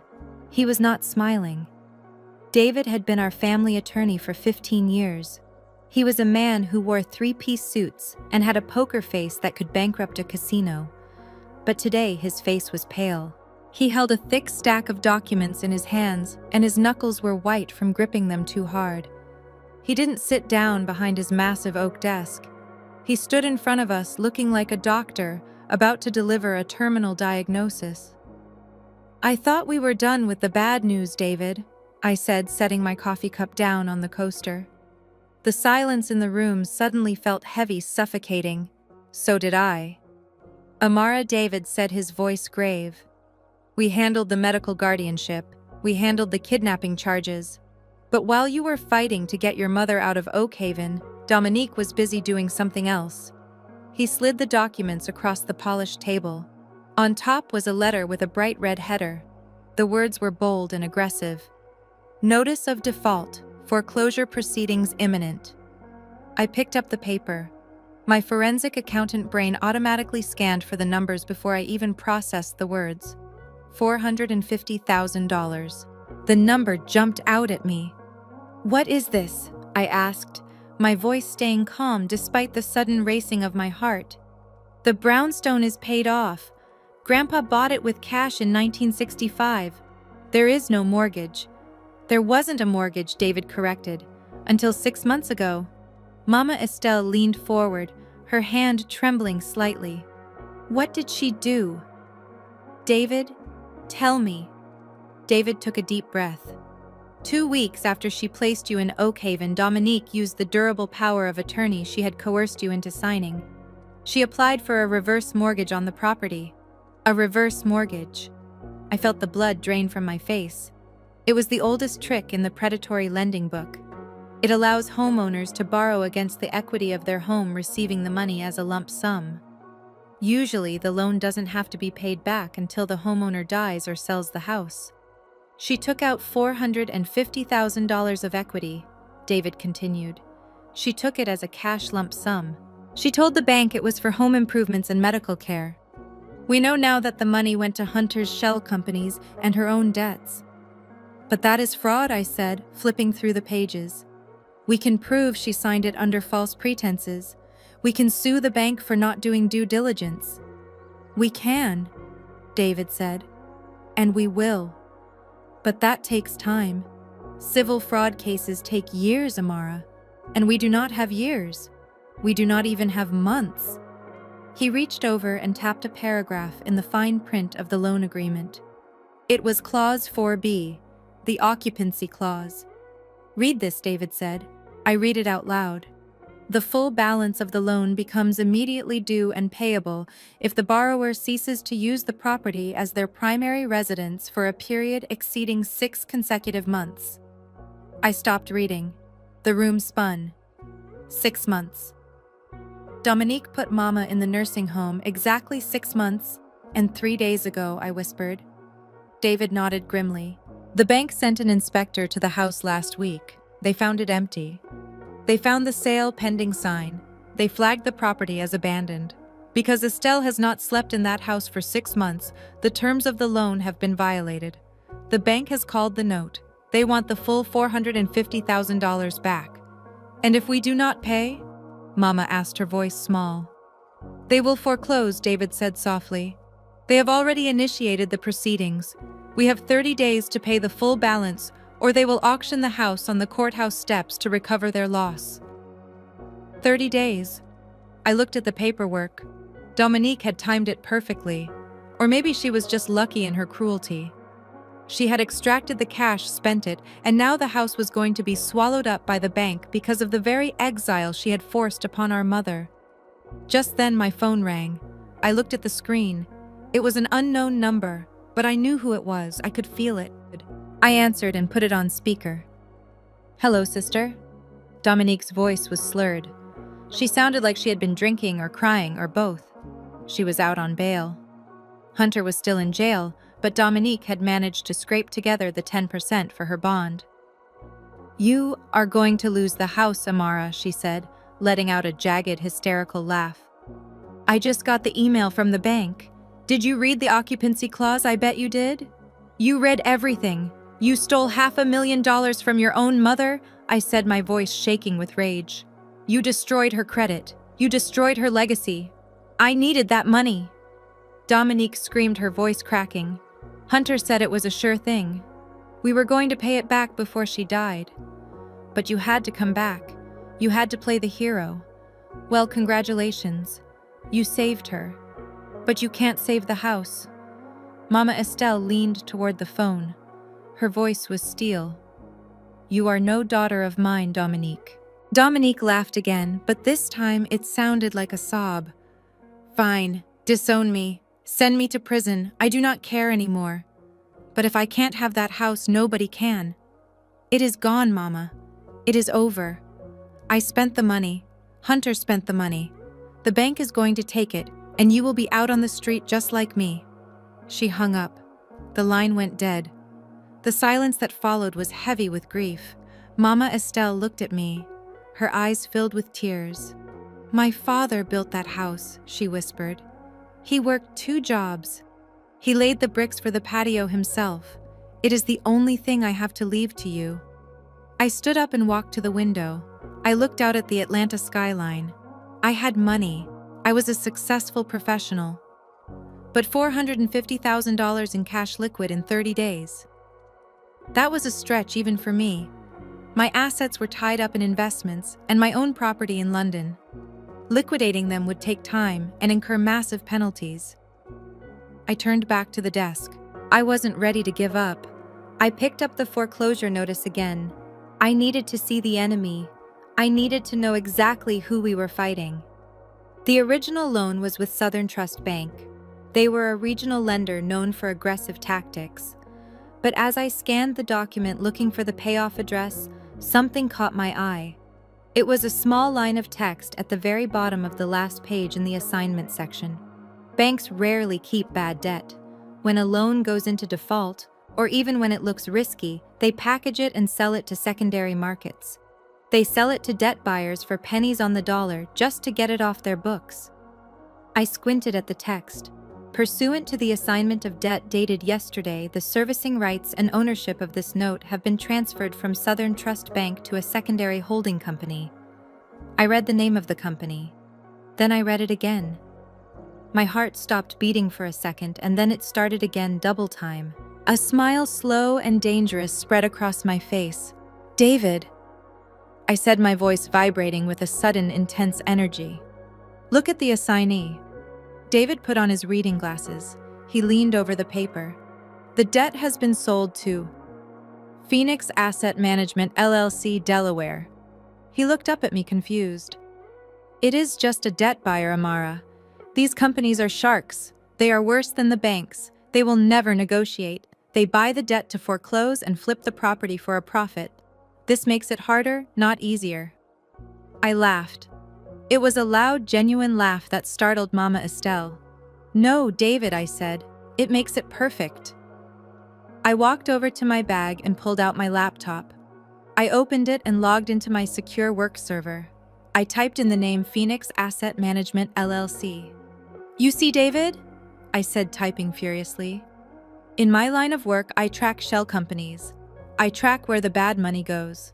And last year, I did a forensic audit on a massive conglomerate that buys distressed mortgage debt." I turned the laptop screen around so they could see. "Phoenix Asset Management is a subsidiary. It is a shell company used to acquire assets anonymously." So Mama asked, "What does that mean?" "It means," I said, pointing to the screen, "I know who owns Phoenix Asset Management. It is not a bank. It is not a hedge fund." I looked at David, my eyes gleaming. "It is a private holding company owned by the Sterling Family Trust." David's jaw dropped. "Sterling? As in Hunter?" "Sterling. No," I said. "As in Hunter's father. Big Daddy Sterling. The patriarch. The man who disowned Hunter 10 years ago for being a thief and a liar." I sat back in the leather chair. The pieces of the puzzle were falling into place. The universe, or maybe just the predictable nature of greed, had handed me a weapon. "Hunter's father hates bad publicity," I said. "He hates scandal. And he definitely hates his family name being dragged through the mud. If he finds out that his son committed fraud to trigger a foreclosure that his own company just bought, he will want to bury it." David finished, a smile finally touching his lips. I picked up my phone. I didn't need 30 days. I didn't need $450,000. "David, get me the number for the Sterling family office in Boston," I said. I think it is time I introduced myself to my brother-in-law's father. I have a feeling he will be very interested to hear how his son tried to steal a house that his own company now accidentally owns. Mama Estelle looked at me. "Amara, what are you going to do?" "I am going to make a deal, Mama," I said. "The bank thinks they sold a bad debt. They have no idea they just sold me the key to our freedom." I stood up and smoothed my blazer. The foreclosure notice lay on the desk, no longer a death sentence, but a map to buried treasure. Dominique thought she had burned the house down. She didn't realize that from the ashes a phoenix was about to rise. And this phoenix was going to eat her alive. My home office looked more like the control center of a space station than a room in a condo. 6 high-definition monitors formed a semicircle around my desk, each one displaying a different slice of the financial universe. The air conditioner hummed in the background, keeping the server rack in the closet cool. This was my sanctuary. This was where I performed my surgeries. I did not use a scalpel or a laser. I used algorithms and forensic software to cut through layers of lies until I found the ugly truth hidden underneath. I took a sip of cold brew coffee and cracked my knuckles. It was 3 a.m. Mama Estelle was asleep in the guest bedroom, exhausted from the day's revelations. But I was wide awake. The foreclosure notice was sitting on the corner of my desk, a physical reminder of the ticking clock. 30 days. We had 30 days to come up with nearly $500,000. But if my hunch was right, I would not need to pay a dime. I just needed to prove where the money went. I pulled up the bank records for the joint account shared by Dominique and Hunter. It was a mess. Their spending habits were manic. Designer clothes, leasing payments for luxury cars they could not afford, and five-star dinners. But I was not interested in the small stuff. I was hunting for the whale. I found the deposit from Southern Trust Bank dated 6 months ago. $450,000. It hit their account on a Tuesday morning. By Wednesday afternoon, it was gone. Standard money laundering involves 3 stages: placement layering and integration. Hunter had skipped integration and went straight to panic mode. He had wired the entire amount in a single lump sum to a company called Prestige Global Holdings. I typed the name into my database. It sounded impressive, like a multinational conglomerate. In reality, it was a shell company registered in Nevada with a mailing address that led to a UPS store in a strip mall outside of Las Vegas. I dug deeper. Who owned Prestige Global Holdings? The paperwork listed a registered agent, a lawyer known for setting up anonymous corporations for shady clients. But I had a backdoor. I had access to a proprietary database used by forensic auditors to track cross-border transactions.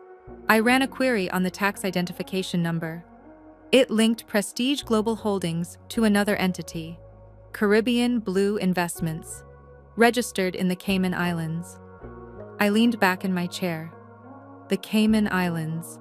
It was a cliché for a reason. It was where people went to hide money they did not want the IRS or their wives to know about. I traced the wire transfer. The $450,000 traveled from Atlanta to Nevada and then jumped the border to the Caymans. Most people would hit a wall here. The banking secrecy laws in the Caymans are legendary. But Hunter was not a mastermind. He was a desperate man making sloppy mistakes. I looked at the transaction history for Caribbean Blue Investments. It wasn't a savings account. It was a clearinghouse. Money came in from various sources, always in large round numbers. 50,000, 100,000. And then days later, money went out to different individuals. I started running background checks on the people receiving the money. The first name was a dentist in Buckhead. The second was a retired teacher in Florida. The third was a small business owner in Texas. I pulled up their social media profiles. They all had one thing in common. They were all connected to Hunter Sterling on LinkedIn, and they were all angry. The dentist had posted a furious rant 6 months ago about being scammed by a fake investment opportunity. The picture became clear. Hunter was not an investment guru. He was running a Ponzi scheme. He was taking money from new investors to pay off the old ones who were demanding their returns. The $450,000 he stole from Mama Estelle did not go into a secret savings account. It evaporated. He used it to pay off the dentist and the teacher to keep them from going to the police. He had burned our family home to put out a fire of his own making. I felt a surge of cold anger. He had not just stolen from us. He had used our mother's legacy to cover up his crimes against other innocent people. But proving the flow of money was only half the battle. I needed to prove intent. I needed to prove that Hunter personally authorized that wire transfer. He could easily claim that Dominique did it, or that his account was hacked. I needed to put the gun in his hand. I opened the metadata log for the bank transfer. Every digital transaction leaves a fingerprint. It records the time, the browser type, and most importantly, the IP address of the device that initiated the command. I scanned the log. The transfer was authorized on October 15th at 2 o'clock in the afternoon. The device was a MacBook Pro. I looked at the IP address, 192. That was a local network address. I needed the external public IP. I scrolled down. There it was. A string of numbers that looked like nonsense to most people, but looked like coordinates to me. I ran a geolocation trace on the IP. The blue dot on the map zoomed in. It hovered over North America, then Georgia, then Atlanta. then the West End district. It landed directly on top of 422 Abernathy Street, my mother's house. I froze. I checked the date again. October 15th. That was a Tuesday. I checked my timeline. That was 2 weeks after they had put Mama in the nursing home. Hunter had been in the house. He was sitting in my mother's living room, probably with his feet up on the coffee table. He had used her own Wi-Fi network to log into his bank account and steal the equity from the roof over his head. The sheer audacity was breathtaking. He was so arrogant, so sure that Mama would never come home, that he didn't even bother to use a VPN. He didn't bother to go to a coffee shop. He committed a federal crime from the scene of the crime. I took a screenshot. Then I printed it. This was the smoking gun. This single piece of paper proved that Hunter Sterling was physically present at the location when the funds were stolen. It proved he used interstate wires to facilitate fraud. I wasn't just looking at theft anymore. I was looking at wire fraud, money laundering, and because he used the proceeds to pay off investors in other states, it was racketeering. I sat back and watched the printer churn out the evidence. The pages were warm to the touch. I picked up my phone and dialed David's personal cell number, even though it was the middle of the night. "Pick up David," I whispered. He answered on the fourth ring, his voice groggy with sleep. "Amara, is everything okay? Wake up, David," I said, my eyes glued to the screen where Hunter's financial life was laid bare. "I need you to draft a new complaint, and I need you to call your contact at the FBI." "The FBI?" David asked, suddenly alert. "Why?" "Because I said pinning the IP trace log to my corkboard next to Hunter's photo. I just found out where the money went. Hunter is running a Ponzi scheme, and I have proof that he used Mama's internet connection to launder nearly $500,000 through the Cayman Islands." There was a long silence on the other end of the line. Then I heard the rustle of bed sheets and the sound of feet hitting the floor. "Do not move," David said. "I am coming over. Print everything." I hung up the phone. I looked at the monitors glowing in the dark room. Hunter thought he was a player. He thought he could outsmart a senile old woman and her absent daughter. He forgot one thing. The numbers never lie, and neither do IP addresses. I walked over to the window and looked out at the sleeping city. Somewhere out there, Hunter was sitting in a holding cell, probably thinking about how to talk his way out of the medical fraud charges. He had no idea that a tsunami was coming. I turned back to my desk. I wasn't done yet. I had the crime. Now I needed to secure the asset. I typed in one more search query. Sterling Family Trust. Board of Directors. A list of names popped up. At the very top was William Sterling Sr., the patriarch, the man who owned Phoenix Asset Management. I smiled. It was time to make a phone call that would ruin a family reunion. Hunter had used my mother to save himself. Now I was going to use his father to bury him. The steakhouse was dimly lit and smelled of aged beef and expensive cologne. It was the kind of place where Atlanta's power players came to make deals and hide their sins. Hunter sat in a corner booth, a glass of scotch in one hand, and the thigh of a woman who was definitely not my sister in the other. She was young, maybe 22, with long braids and a dress that cost more than my first car. Hunter looked relaxed, laughing at something she whispered, completely unaware that his life was about to implode. I walked through the dining room. I didn't rush. I moved with the silent precision of a predator who had already cornered its prey. The hostess tried to stop me, asking if I had a reservation. I just held up a platinum card and kept walking. When I reached the booth, I didn't say a word. I just pulled out the chair opposite Hunter and sat down. Hunter froze. The glass of scotch stopped halfway to his mouth. The girl looked at me confused, then at Hunter. "Who is this?" she asked, her voice dripping with annoyance. Hunter lowered the glass slowly. His face went pale, the artificial tan suddenly looking sallow under the warm pendant lights. "Amara," he stammered. "What are you doing here?" I looked at the girl. You should leave, I said softly, unless you want to be named as a co-conspirator in a federal RICO case. Her eyes went wide. She grabbed her clutch and slid out of the booth without a backward glance. Hunter watched her go, then turned his glare on me.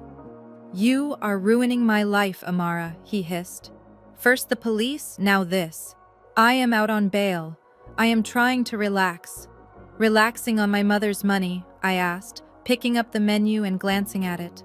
Or are you spending the money from the dentist in Buckhead? Or maybe the teacher in Florida?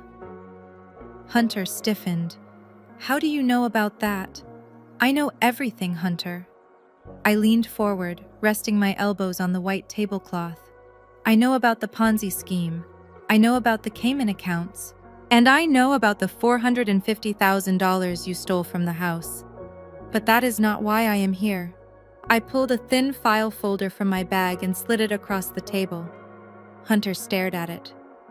What is this? I opened it for him. It was a single sheet of paper, a list of names. But these weren't investors. These were the names of the people Hunter had borrowed money from to cover his losses when the scheme started to crack. Dangerous people, people who didn't file lawsuits when they didn't get paid. They filed missing persons reports. You owe the Petrovic brothers $50,000, I recited without looking at the paper. You owe a loan shark in Miami another $80. And payment is due on Friday. Hunter's hand started to shake. He knocked his scotch glass, spilling amber liquid onto the pristine tablecloth. How did you? I bought your debt. Hunter. I lied. It was a calculated bluff. I hadn't bought it yet, but I knew enough to make him believe I controlled his fate. I own you. I continued, my voice low and cold. I can make a phone call and have those debts extended. Or I can make a phone call and tell them exactly where you are sitting right now. Hunter looked around the restaurant, suddenly terrified. He wiped the sweat from his upper lip. What do you want? He whispered. Money. I do not have any left. I do not want your money, Hunter. I want Dominique. He blinked. Dominique. But she is your sister. She is my enemy, I corrected. And right now she is the only thing standing between me and saving my mother's house. I know she has a plan. I know she kept something back. I want access to her personal files. I want to know what she was planning to do if the nursing home didn't kill Mama fast enough. Hunter hesitated. He looked down at his hands. If I tell you, she goes to jail for a long time. I shrugged. And if you do not tell me, you deal with the Petrovic brothers. It is a simple choice, Hunter. Loyalty to a wife you are already cheating on, or your own survival. He didn't even take 5 seconds to decide. The self-preservation instinct in a narcissist is faster than a blinking eye. Her laptop, he said, his voice trembling. The silver MacBook. She keeps it in the safe in the closet. The password is her birthday followed by the word Queen. And I pressed, what is on it? Hunter looked sick. He took a gulp of the spilled scotch from the bottom of the glass. There is a folder called Plan B, he whispered. She was researching dosages, digoxin, insulin, things that cause heart failure but look natural. She was going to switch Mama's meds once we got her back home. She ordered the drugs from an online pharmacy in Mexico. The confirmation emails are in that folder. I felt a chill run through my body that had nothing to do with the air conditioning. Attempted murder. Conspiracy to commit homicide. It wasn't just greed. It was evil. Pure distilled evil. You knew, I asked. I told her it was crazy. Hunter pleaded, his eyes wet with fear. I told her we should just wait.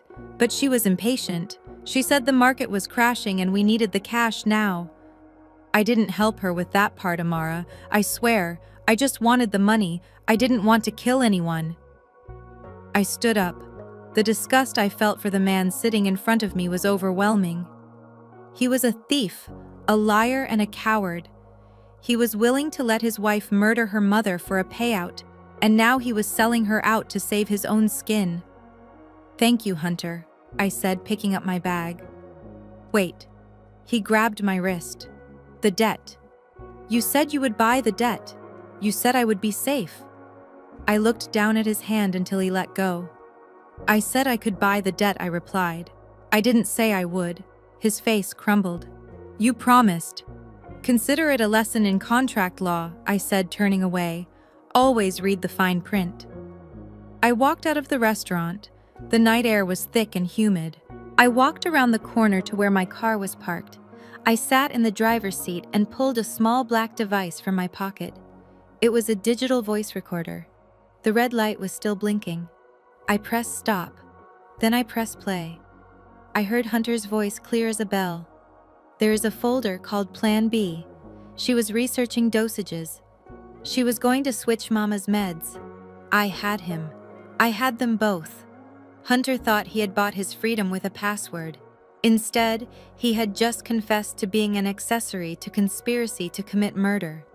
He had provided the roadmap to the evidence that would put Dominique away for life, and his confession would ensure he went down right beside her. I started the car. The engine purred to life. I had the password. I had the confession. Now I just needed to get to that laptop before Dominique realized her husband had just stabbed her in the back. The alliance of monsters had fallen apart just as I knew it would. Evil always eats itself when it gets hungry enough, and tonight I was going to serve them their last meal. I merged onto the highway heading toward the one place Dominique thought was safe, her home, or as she would soon find out, the crime scene. The foreclosure auction was held in a windowless conference room at the downtown Marriott. It was a depressing place that smelled of stale donuts and aggressive capitalism. This was where dreams went to die and where vultures came to feast. Investors in cheap suits sat in rows checking their phones, waiting to buy family homes for pennies on the dollar. I stood in the back of the room wearing a baseball cap and oversized sunglasses. I was not there to bid. I had hired a proxy for that. I was there to watch my sister play her final hand. Dominique walked in 5 minutes before the gavel fell. She looked exhausted. Her designer dress was wrinkled, and she was wearing sunglasses indoors to hide her swollen eyes. But there was a manic energy about her. She was clutching a certified bank check. I knew exactly how much was on that check. It was the last of the money she had siphoned from the accounts before I froze them. It was her getaway fund, her survival money, and she was about to bet it all on spite. She sat in the front row. She wanted to look the auctioneer in the eye. She wanted to feel powerful again. She had convinced herself that if she could buy the debt, she could kick Mama out. She could still win the war even if she had lost every battle. The auctioneer cleared his throat. He was a bored man who had sold 1,000 broken lives. Item number 42, he droned into the microphone. A residential property located at 422 Abernathy Street. Historic brownstone. 3 stories. We are auctioning the non-performing note secured by the property. Opening bid is set at $300,000. Dominique's hand shot up. 300, she shouted. The auctioneer nodded. I have 300. Do I hear 325? A man in a gray suit 2 rows back raised his paddle. 325. Dominique whipped her head around to glare at him. 350, she barked. I watched her closely. She was shaking. She was terrified, but her hatred for me and Mama was fueling her. She would rather burn every cent she had than let us live in peace. 375, the man in gray said calmly. Dominique hesitated. I knew her limit was 400,000. That was everything. If she went over that, she would be penniless. 400,000, she screamed, her voice cracking. The room went silent. The other investors looked at her. They were there for a bargain, not a fight. 400,000 was close to market value for the debt. It was a risky buy. Going once at 400,000, the auctioneer said. Going twice. Dominique smirked. She sat back in her chair, crossing her arms. She thought she had done it. She thought she had bought the power to evict her own mother. 450,000, a voice said from the back corner. Dominique spun around. It was my lawyer, David. He was standing casually against the wall holding a paddle with the number 777 on it. He wasn't bidding as himself, he was bidding on behalf of a corporate entity. Dominic stood up. "Who are you?" she demanded. The auctioneer banged his gavel on the podium. "Order. The bid is with the gentleman in the back at 450,000. Do I hear 475? Dominique looked at her check. She looked at David. She looked at the auctioneer. She opened her mouth to bid, but no sound came out. She didn't have the money. The math had finally defeated her. Going once, the auctioneer chanted. Going twice. Sold to bidder number 707, representing Phoenix Asset Management, LLC. The gavel hit the wood with a final decisive crack. It was over. Dominique kicked the chair in front of her. She gathered her bag and stormed toward the exit. She had to pass David to leave. She stopped in front of him, her face twisted into a mask of pure venom. "Congratulations," she spat at him. "You just bought a money pit. The plumbing is old and the roof leaks. But hey, at least my mother and sister will be on the street." David didn't say anything. He just pointed to the side door where the paperwork was being processed. "I do not care who you are," Dominique continued, her voice rising. "As long as Amara didn't get it, I am happy. I hope you evict them tomorrow. I hope you bulldoze it." She was laughing now, a cruel, hysterical sound. She thought she had achieved a moral victory. She thought she had lost the house to a stranger, which in her twisted mind was better than losing it to family. Actually, a voice said from behind David, "We are not planning to evict anyone." Dominique froze. She knew that voice. She turned around slowly. I took off my sunglasses and stepped out from behind the pillar. "Hello, sister," I said. Dominique looked from me to David and then to the paperwork on the table. The color drained from her face. "You," she whispered. "You are Phoenix Asset Management." I walked over to the table and picked up the pen. "Phoenix," I said, signing my name on the purchase agreement. "The mythical bird that rises from the ashes. It seemed appropriate given that you tried to burn our lives to the ground." "No," Dominique shook her head, backing away. "You can't afford this. You do not have $500,000 cash." "I didn't use my cash," I said, handing the pen back to the clerk. "I used leverage. I used the evidence of Hunter's fraud to negotiate a deal with his father. Mr. Sterling financed the purchase of the debt to keep his family name out of the press." I stepped closer to her. "So in a way, Dominique," I said, smiling, "you paid for this. Your greed and your husband's stupidity bought Mama her house back." Dominique looked like she was going to be sick. The realization hit her like a physical blow. She hadn't just lost. She had handed me the ultimate victory. "So you own the debt?" she asked, her voice trembling. I nodded. "I own the debt. I own the mortgage. And effective immediately, I am the landlord." I looked at the security guard standing by the door. "This woman is trespassing on private property," I said calmly. "Please escort her out." Dominique started to scream as the guard took her arm. "It is not fair. It is my inheritance." I watched them drag her out of the conference room. She was kicking and screaming just like a toddler who had been told no for the first time in her life. David handed me the deed. "It is done," he said. I looked at the paper. It was just a standard legal document, but it felt heavier than gold. It was the shield that would protect Mama Estelle for the rest of her life. "Let's go home, David," I said, putting the deed in my bag.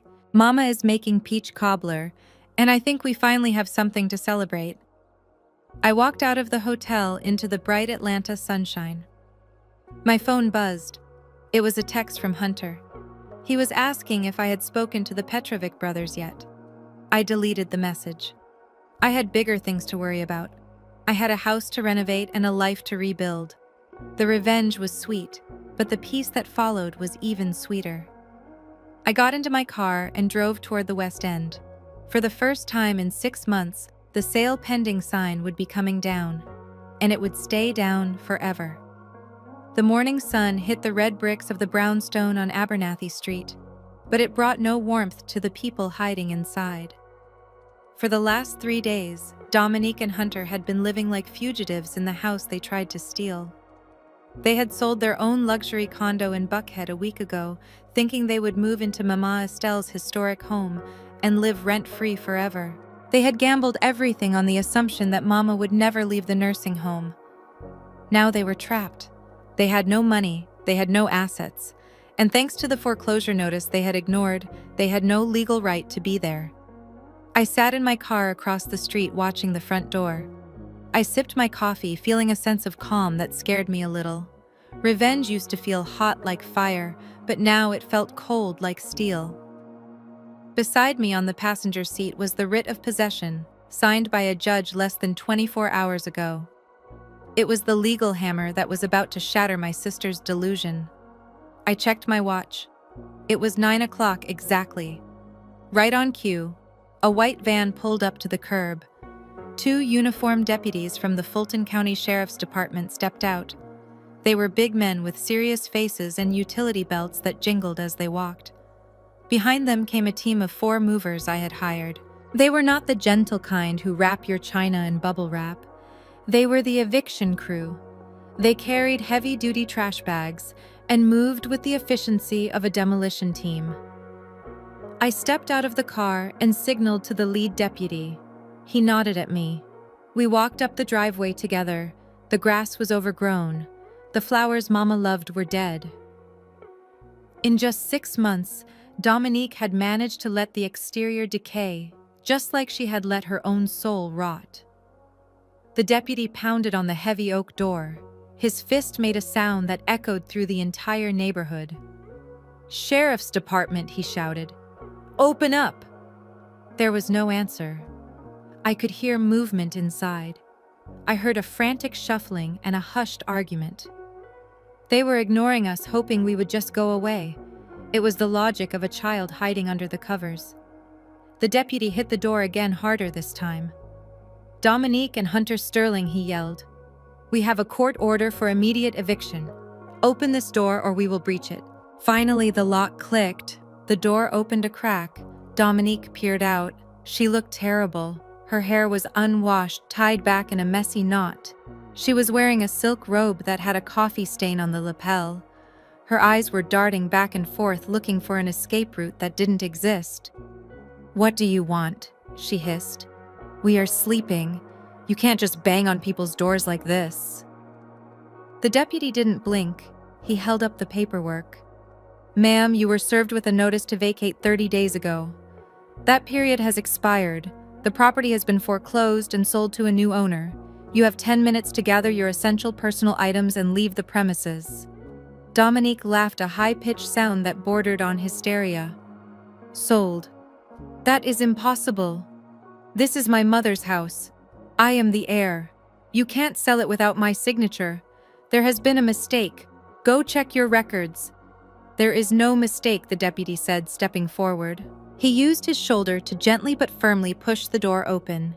"The bank foreclosed on the reverse mortgage, ma'am. The debt was purchased and the title has been transferred. You are trespassing." Dominique tried to block him with her body. "No, I am not going anywhere. This is my house. My name is on the will." She looked past the deputy and saw me standing on the bottom step. Her eyes went wide with rage. "You!" she screamed, pointing a shaking finger at me. "You did this. You told them to come here." I walked up the stairs until I was standing face to face with her. I could smell the stale alcohol on her breath. "I didn't tell them to come here, Dominique," I said, my voice steady. "I hired them." "What?" she whispered. I pulled the deed out of my bag. It was the document I had signed at the auction. "I told you at the hotel," I said. "I own the debt, which means I own the foreclosure rights. And since you refused to pay the $450,000 you stole, I am exercising my right as the new property owner." I looked at the movers and nodded toward the door. "Clear it out," I said. "Everything that doesn't belong to Estelle Vance goes on the curb." Dominique screamed as the movers pushed past her. They marched into the living room and started grabbing things. They didn't care about her expensive taste. They grabbed her designer throw pillows and tossed them onto the lawn. They picked up boxes of Hunter's expensive sneakers and carried them out like garbage. "Stop it!" Dominique shrieked, running after a mover who was carrying her jewelry box. "That is Cartier. You can't touch that." The deputy held her back. "Ma'am, step outside. Do not interfere with the eviction process or I will arrest you for obstruction." I walked into the house. It smelled of neglect. There were pizza boxes piled on Mama's antique dining table. There were empty wine bottles rolling on the floor. It broke my heart to see the sanctuary of my childhood treated like a frat house. I walked to the kitchen. I expected to see Hunter fighting for his property. I expected to see him yelling at the police or trying to negotiate a deal. But the kitchen was empty. The back door was wide open, swinging gently in the breeze. I walked to the window and looked out into the alleyway.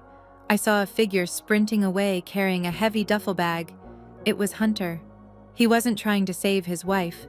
He wasn't trying to save their marriage. He had grabbed the cash he had hidden in the freezer and his collection of Rolex watches, and he was running for his life. I turned back to the living room. Dominique was fighting with a mover over a fur coat. "Let go," she screamed. "My husband will sue you, Hunter. Hunter, get down here." I stood in the hallway and cleared my throat. "He can't hear you, Dominique," I said. She froze, clutching the fur coat to her chest. But I pointed to the open back door. "He is gone," I said. "I just saw him running down the alley. He took the duffel bag. You know, the one he keeps the emergency cash in." Dominique looked at the door. Then she looked at me. The realization hit her slowly. She ran to the kitchen. I heard her scream Hunter's name. It was a raw, animalistic sound of betrayal. She ran out the back door into the yard, but the alley was empty. He had left her. He had left her to face the police, the eviction, and the poverty all by herself. She walked back into the house. She looked smaller now. The fight had drained out of her. The deputies escorted her out the front door. She stood on the sidewalk, surrounded by piles of her clothes and boxes of useless trinkets. The neighbors were watching from their porches. They weren't judging her anymore. They just looked tired. I walked out onto the porch and looked down at her. She was sitting on a Louis Vuitton suitcase, her head in her hands. "You have nowhere to go, do you?" I asked. She looked up at me. Her mascara was running down her face. "I hate you," she whispered. "You took everything from me." "I didn't take anything, Dominique." I said. "You threw it away. You threw away a mother who loved you. You threw away a sister who would have done anything for you. And for what? For a husband who just ran out the back door with your life savings?" I motioned to the movers to stop. The lawn looked like a yard sale gone wrong. I turned to the deputy. "How long does she have to remove these items from the property?" 24 hours, the deputy said. "After that, it is considered abandoned property, and you can dispose of it however you see fit." I looked at Dominique. "You have 24 hours, I said.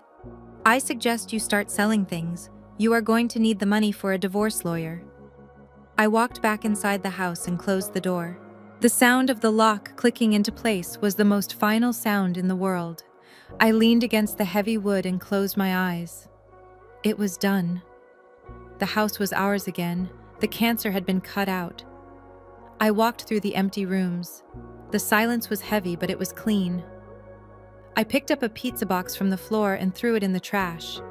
Then I picked up a wine bottle. I started to clean. I cleaned for hours. I scrubbed the floors. I opened the windows to let the fresh air in. I was washing away the stain of their greed. By sunset, the house felt different. It felt lighter. I stood in the living room watching the light fade across the floorboards. My phone buzzed. It was a text from Mama Estelle. "Is it over?" she asked. I took a picture of the empty living room bathed in the golden hour light. I sent it to her with 3 words. "Welcome home, Mama." I looked out the window one last time. Dominique was gone. The pile of clothes was gone.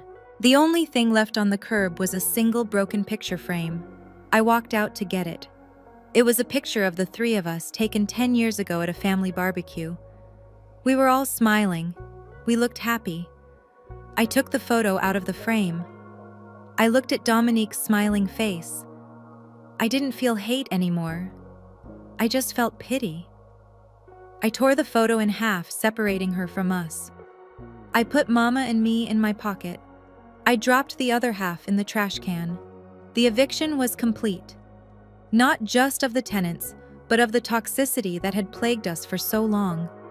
I walked back up the steps of my house, my home. And for the first time in a long time, I wasn't looking over my shoulder. I was looking forward. The Starlight Motel was a decaying scar on the side of the interstate highway just south of the city limits. It was the kind of place where the neon sign buzzed with a dying flicker and the asphalt was stained with years of leaking oil and bad decisions. I sat in my rental car across the street in the parking lot of a 24-hour diner. I watched through binoculars as Hunter Sterling paced back and forth in front of room 12. He looked nothing like the arrogant man who had tried to steal my mother's home. His suit jacket was gone, replaced by a sweat-stained t-shirt. He was nervously smoking a cigarette, taking quick, shallow drags, and constantly checking his watch. I knew exactly what he was waiting for. He was waiting for his Uber to the airport. I also knew he was never going to make that flight. Beside me on the passenger seat, my phone was connected to a secure line with the FBI field office. I had given them the location 10 minutes ago. I had given them the description of the car and the duffel bag full of laundered cash. But I wasn't just there to watch an arrest. I was there to witness the final collision of lies. A yellow taxi pulled into the motel lot, kicking up a cloud of dust. Hunter grabbed his duffel bag and sprinted toward it. But before he could open the door, another car screeched into the lot. It wasn't the police. Not yet. It was Dominique. She jumped out of a rideshare sedan looking wild and desperate. She was still wearing the clothes from the eviction earlier that day, but now they were disheveled and dirty. She ran toward Hunter, screaming his name. "Hunter, you were leaving me. You were going to leave me here." Hunter froze. He looked at the taxi driver who was watching the scene with bored indifference. Then he looked at his wife. The mask of the loving husband finally slipped off completely. He didn't look guilty. He looked annoyed. "Go home, Dominique," he shouted, pushing her away as she tried to grab his arm. "I do not have time for this. You have my money," Dominique shrieked, clawing at the duffel bag. "That is the equity from the house. That is my half." Hunter shoved her hard. She stumbled back, falling onto the cracked pavement.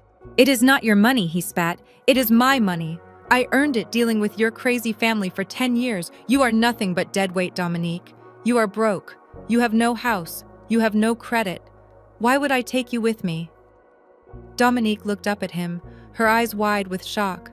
The cruelty of his words hit her harder than the physical shove. "But I did everything you said," she whimpered.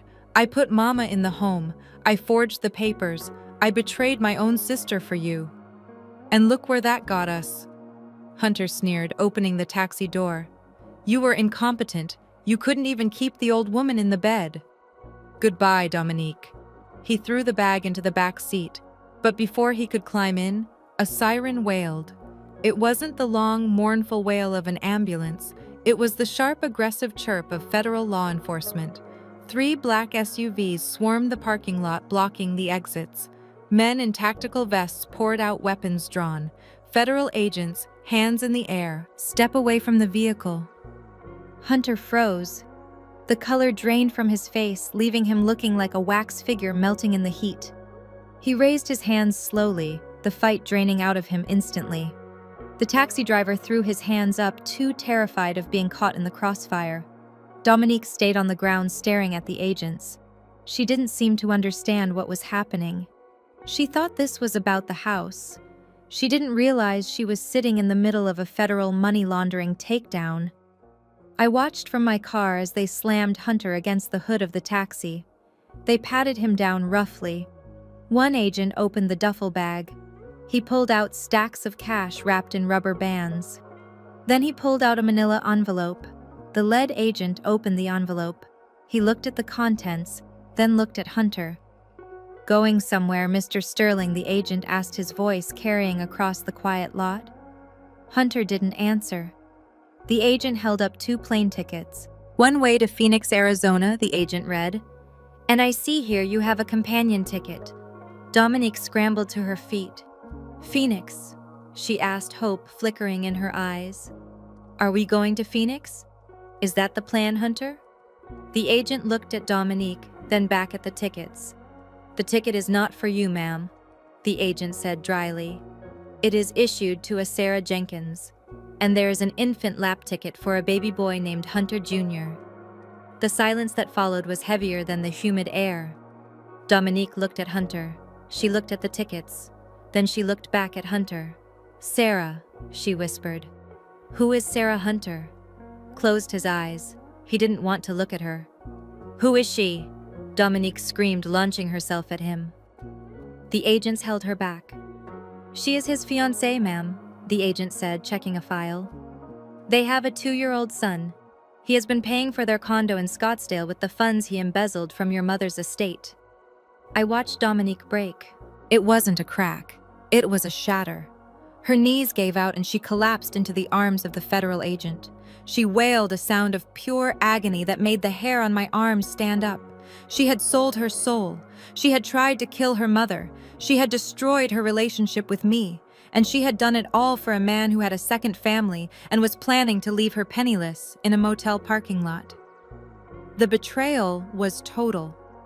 It was absolute. She wasn't the partner in crime she thought she was. She was just another victim of his con, just like the dentist and the teacher. The only difference was that she had given him more than money. She had given him her humanity. The agent cuffed Hunter and shoved him into the back of an SUV. Then he turned to Dominique. Dominique Sterling, he asked. She nodded dumbly, tears streaming down her face. You are under arrest for conspiracy to commit wire fraud, bank fraud, and identity theft, he said, pulling out a second pair of handcuffs. Dominique pulled back. No, wait. I didn't know about the other family. I am a victim here. He tricked me. That may be true regarding the affair, ma'am, the agent said, spinning her around. But your signature is on the loan applications. Your signature is on the falsified nursing home documents. And according to the evidence provided by your sister, you were a willing participant in the scheme to defraud Estelle Vance. You are not a victim, ma'am. You are an accomplice. I heard the click of the handcuffs. It was the final sound of her life falling apart. Dominique looked across the parking lot. For a second, her eyes locked onto my rental car. She couldn't see me through the tinted windows, but she knew I was there. She knew I was watching. She didn't scream at me this time. She didn't curse. She just hung her head in defeat. The reality of her choices crashed down on her. She was going to prison not because she was evil, but because she was weak. She had let a predator convince her that her family was the enemy. I watched them put her in a separate car. She looked small in the back seat. The arrogance was gone. The fashion was gone. All that was left was a woman who had lost everything because she wanted too much. I started my engine. The show was over. The FBI had their man, the bank had their justice, and Mama Estelle had her safety. I pulled out of the diner parking lot and drove past the motel. The flashing lights painted the scene in red and blue. It looked like a tragedy, but to me it looked like closure. I picked up my phone and dialed David. They have them, I said. Both of them, David asked. Both of them, I confirmed. And David, make sure the prosecutor knows about the Phoenix tickets. I want to make sure Dominique knows exactly what she went to jail for. I hung up and merged onto the highway. The sun was setting over Atlanta, casting a warm orange glow over the city. I thought about Mama waiting for me at home. We had a lot of work to do. We had to fix the garden. We had to buy new furniture. But for the first time in years, the foundation of our lives was solid. The termites had been exterminated. I rolled down the window and let the wind hit my face. I didn't smile. I didn't celebrate. I just drove. Sometimes the best revenge isn't what you do to people. It is just letting them be exactly who they are and watching the world react accordingly. Hunter was a thief, so he went to prison. Dominique was a fool, so she went with him. And I was the daughter who stayed, so I went home. It was simple, it was logical, and it was finally over. The Fulton County Superior Court smelled of floor wax and old wood. It was a smell that usually commanded respect, but today it just made me feel nauseous. We were in the final day of the trial. For the past 2 weeks, I had sat in the gallery watching the prosecution dismantle the lives of my sister and her husband. Hunter sat at the defense table looking like a man who had not slept in a month. His expensive suit hung loosely on his frame, and he refused to make eye contact with anyone. Dominique sat on the other side of their lawyer.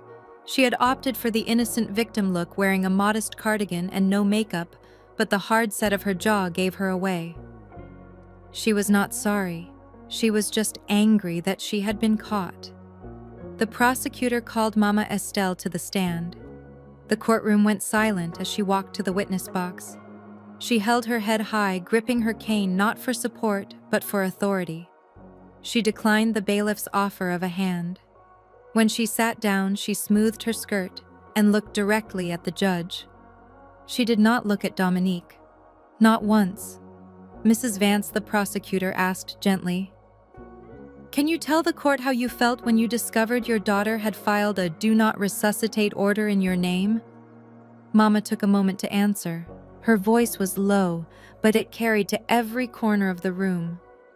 "I felt like I had failed," she said. "I raised Dominique to be a strong woman. I raised her to value family above everything else. To find out that she viewed my life as nothing more than an obstacle to a paycheck broke my heart in a way that no heart attack ever could." Dominique let out a sob. It was a loud, theatrical sound designed to garner sympathy from the jury. "I am sorry, Mama," she cried out. "Hunter made me do it. He said we would lose everything." The judge banged his gavel. "Order. The defendant will remain silent." Dominique slumped back in her chair, burying her face in her hands. Her lawyer whispered something urgent to her, but she shook her head, pointing an accusing finger at Hunter. "He manipulated me," she hissed loud enough for the microphone to catch. "I was a victim of coercive control. It was a good strategy. If the jury believed she was just a helpless wife under the spell of a wicked husband, she might get off with probation. But I had prepared for this moment. I was the next witness. I took the stand with my laptop tucked under my arm. I connected it to the courtroom's projection system. "Ms. Vance," the prosecutor said, "you are a forensic accountant, is that correct?" "Yes," I said. "I specialize in tracing illicit financial flows." "And what did you find when you examined your sister's finances?" I looked at Dominique. She was watching me with pleading eyes, silently begging me to back up her story. I looked away and pressed a key on my laptop. A complex timeline appeared on the large screen facing the jury. "This chart represents the financial history of Dominique and Hunter Sterling," I explained. "The defense is claiming that Hunter was the mastermind, and Dominique was an unwilling participant who only agreed to the fraud 6 months ago under duress." I pointed to a series of red bars on the far left of the timeline. However, the data tells a different story. These red bars represent withdrawals from my mother's retirement accounts. They began 5 years ago. The jury leaned forward. Dominique went pale. 5 years ago, I continued, my voice steady. Hunter and Dominique were not yet married. In fact, they had not even met. Yet on these dates, checks were written from Estelle Vance's account to a shell company called DV Consulting. DV stands for Dominique Vance. I pulled up the images of the cashed checks. "These signatures were forged," I said. "We know this because on the dates these checks were signed, my mother was visiting me in London. Dominique was the only one with access to the checkbook. She has been stealing from our mother systematically for half a decade. Hunter didn't corrupt her. He just gave her a bigger shovel to dig the hole she was already standing in." The courtroom erupted in whispers. The victim narrative evaporated instantly. Dominique wasn't a pawn. She was the architect. Hunter was just the partner she had been waiting for. Dominique stared at the screen. The evidence was irrefutable. The dates, the amounts, the signatures. It was all there in black and white. She sank lower in her chair, realizing that her own greed had left a paper trail that no amount of tears could wash away. The jury deliberated for less than 4 hours. When they returned, they did not look at the defendants. We find the defendant, Hunter Sterling, guilty on all counts, the foreman read.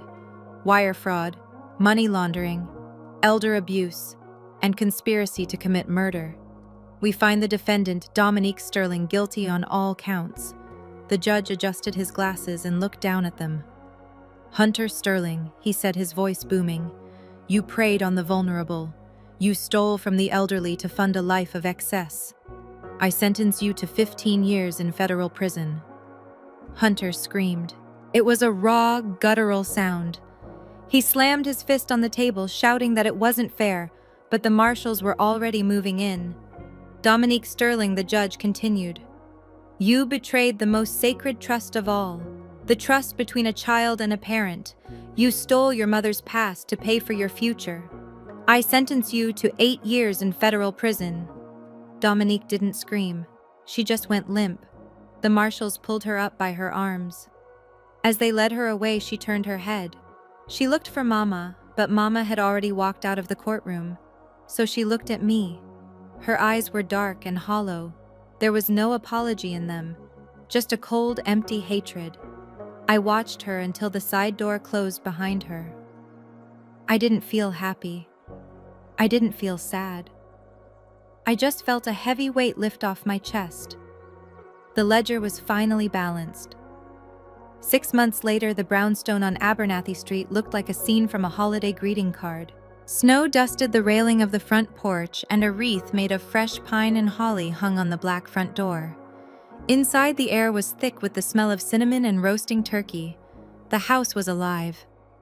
I stood on a stepladder, carefully placing a gold star on top of the 12-foot Christmas tree in the living room. Mama Estelle was sitting in her favorite armchair, conducting the placement of ornaments like she was leading a choir. A little to the left, Amara, she directed, pointing with her cane. No, not that left. Perfect. I stepped down and admired our work. The tree was covered in lights and ornaments that spanned 3 generations. There were glass balls from the 1950s, wooden soldiers from my childhood, and new crystal snowflakes we had bought together this year. The doorbell rang. It was David, our lawyer. He walked in, shaking snow off his coat, carrying a leather portfolio. Merry Christmas, ladies, he said, accepting a glass of eggnog from Mama. I have a present for you, he said, handing the portfolio to me. I opened it. Inside was the deed to the house. But it looked different. The owner wasn't listed as Amara Vance anymore. It was listed as the Estelle Vance Irrevocable Trust. It is done, David said. The house is now a protected asset. No one can touch it. Not a bank, not a creditor, and certainly not a family member looking for a payout. It belongs to the trust in perpetuity. I ran my hand over the paper. This was safety. This was assurance that no matter what happened to me or Mama, this home would stand. Thank you, David, I said. This is the best gift I could have asked for. David hesitated, reaching into his pocket. There is one more thing, he said. This came to my office yesterday. It was forwarded from the Federal Correctional Facility in Tallahassee. He handed me a plain white envelope. The return address was stamped in red ink. Inmate 8940, Dominique Sterling. I looked at Mama. She was sipping her eggnog, watching the fire. She saw the envelope, but she didn't say anything. She just nodded at the fireplace. I opened it. The letter was short, written on lined prison paper. Amara, it read. The food in here is inedible. I need money for the commissary. I know you sold my jewelry. Send me $500. It is the least you can do after you put me in here. D. I stared at the words. Even after everything, even after the trial, the prison sentence, and the loss of her freedom, she still believed she was owed something. She still thought she was the victim. There was no remorse, no inquiry about Mama's health, just a demand for money. I walked over to the fireplace. The logs were crackling, spitting orange sparks against the screen. Is it important? Mama asked, not looking away from the flames. No, Mama, I said. It is just junk mail. I tossed the envelope into the fire. The paper curled and blackened. The words turned to ash. I watched until the last piece of white paper disappeared into the glowing embers. I sat down on the rug next to Mama's chair. She reached down and stroked my hair just like she used to when I was a little girl. We do not choose the family we are born into. Biology is just a lottery. But we do choose how we protect ourselves. We choose who gets a seat at our table. For a long time, I thought family meant sacrificing your own peace to keep the peace. I thought it meant forgiving the unforgivable just because we shared the same blood. I was wrong. The sweetest revenge wasn't seeing Hunter in handcuffs or Dominique in a prison jumpsuit. That was just justice. The real revenge was this. It was the warmth of the fire. It was the smell of the tree. It was the safety of a home that was finally truly ours. I looked up at Mama. She was smiling at the tree, humming a Christmas hymn under her breath. I picked up my glass of wine. "To us, Mama," I whispered. She looked down at me, her eyes twinkling. "To us, Amara, and to the phoenix." We clinked glasses. The crystal rang out a clear, pure sound that echoed through the quiet house. Outside, the snow continued to fall, covering the scars of the past in a blanket of pristine white. The screen faded to black, but for the first time in a long time, my life was just beginning. This experience taught me that true power isn't about being the loudest voice in the room, but about having the courage to protect what matters most. I learned that toxicity, even from those we share blood with, should never be tolerated. By standing up for my mother and myself, I didn't just reclaim a house, I reclaimed our dignity. Family isn't defined by DNA, but by loyalty, respect, and love. Sometimes you have to let go of the people who hurt you to make room for the peace you deserve. If you've ever had to fight for your family against all odds, like and subscribe for more stories of justice and resilience.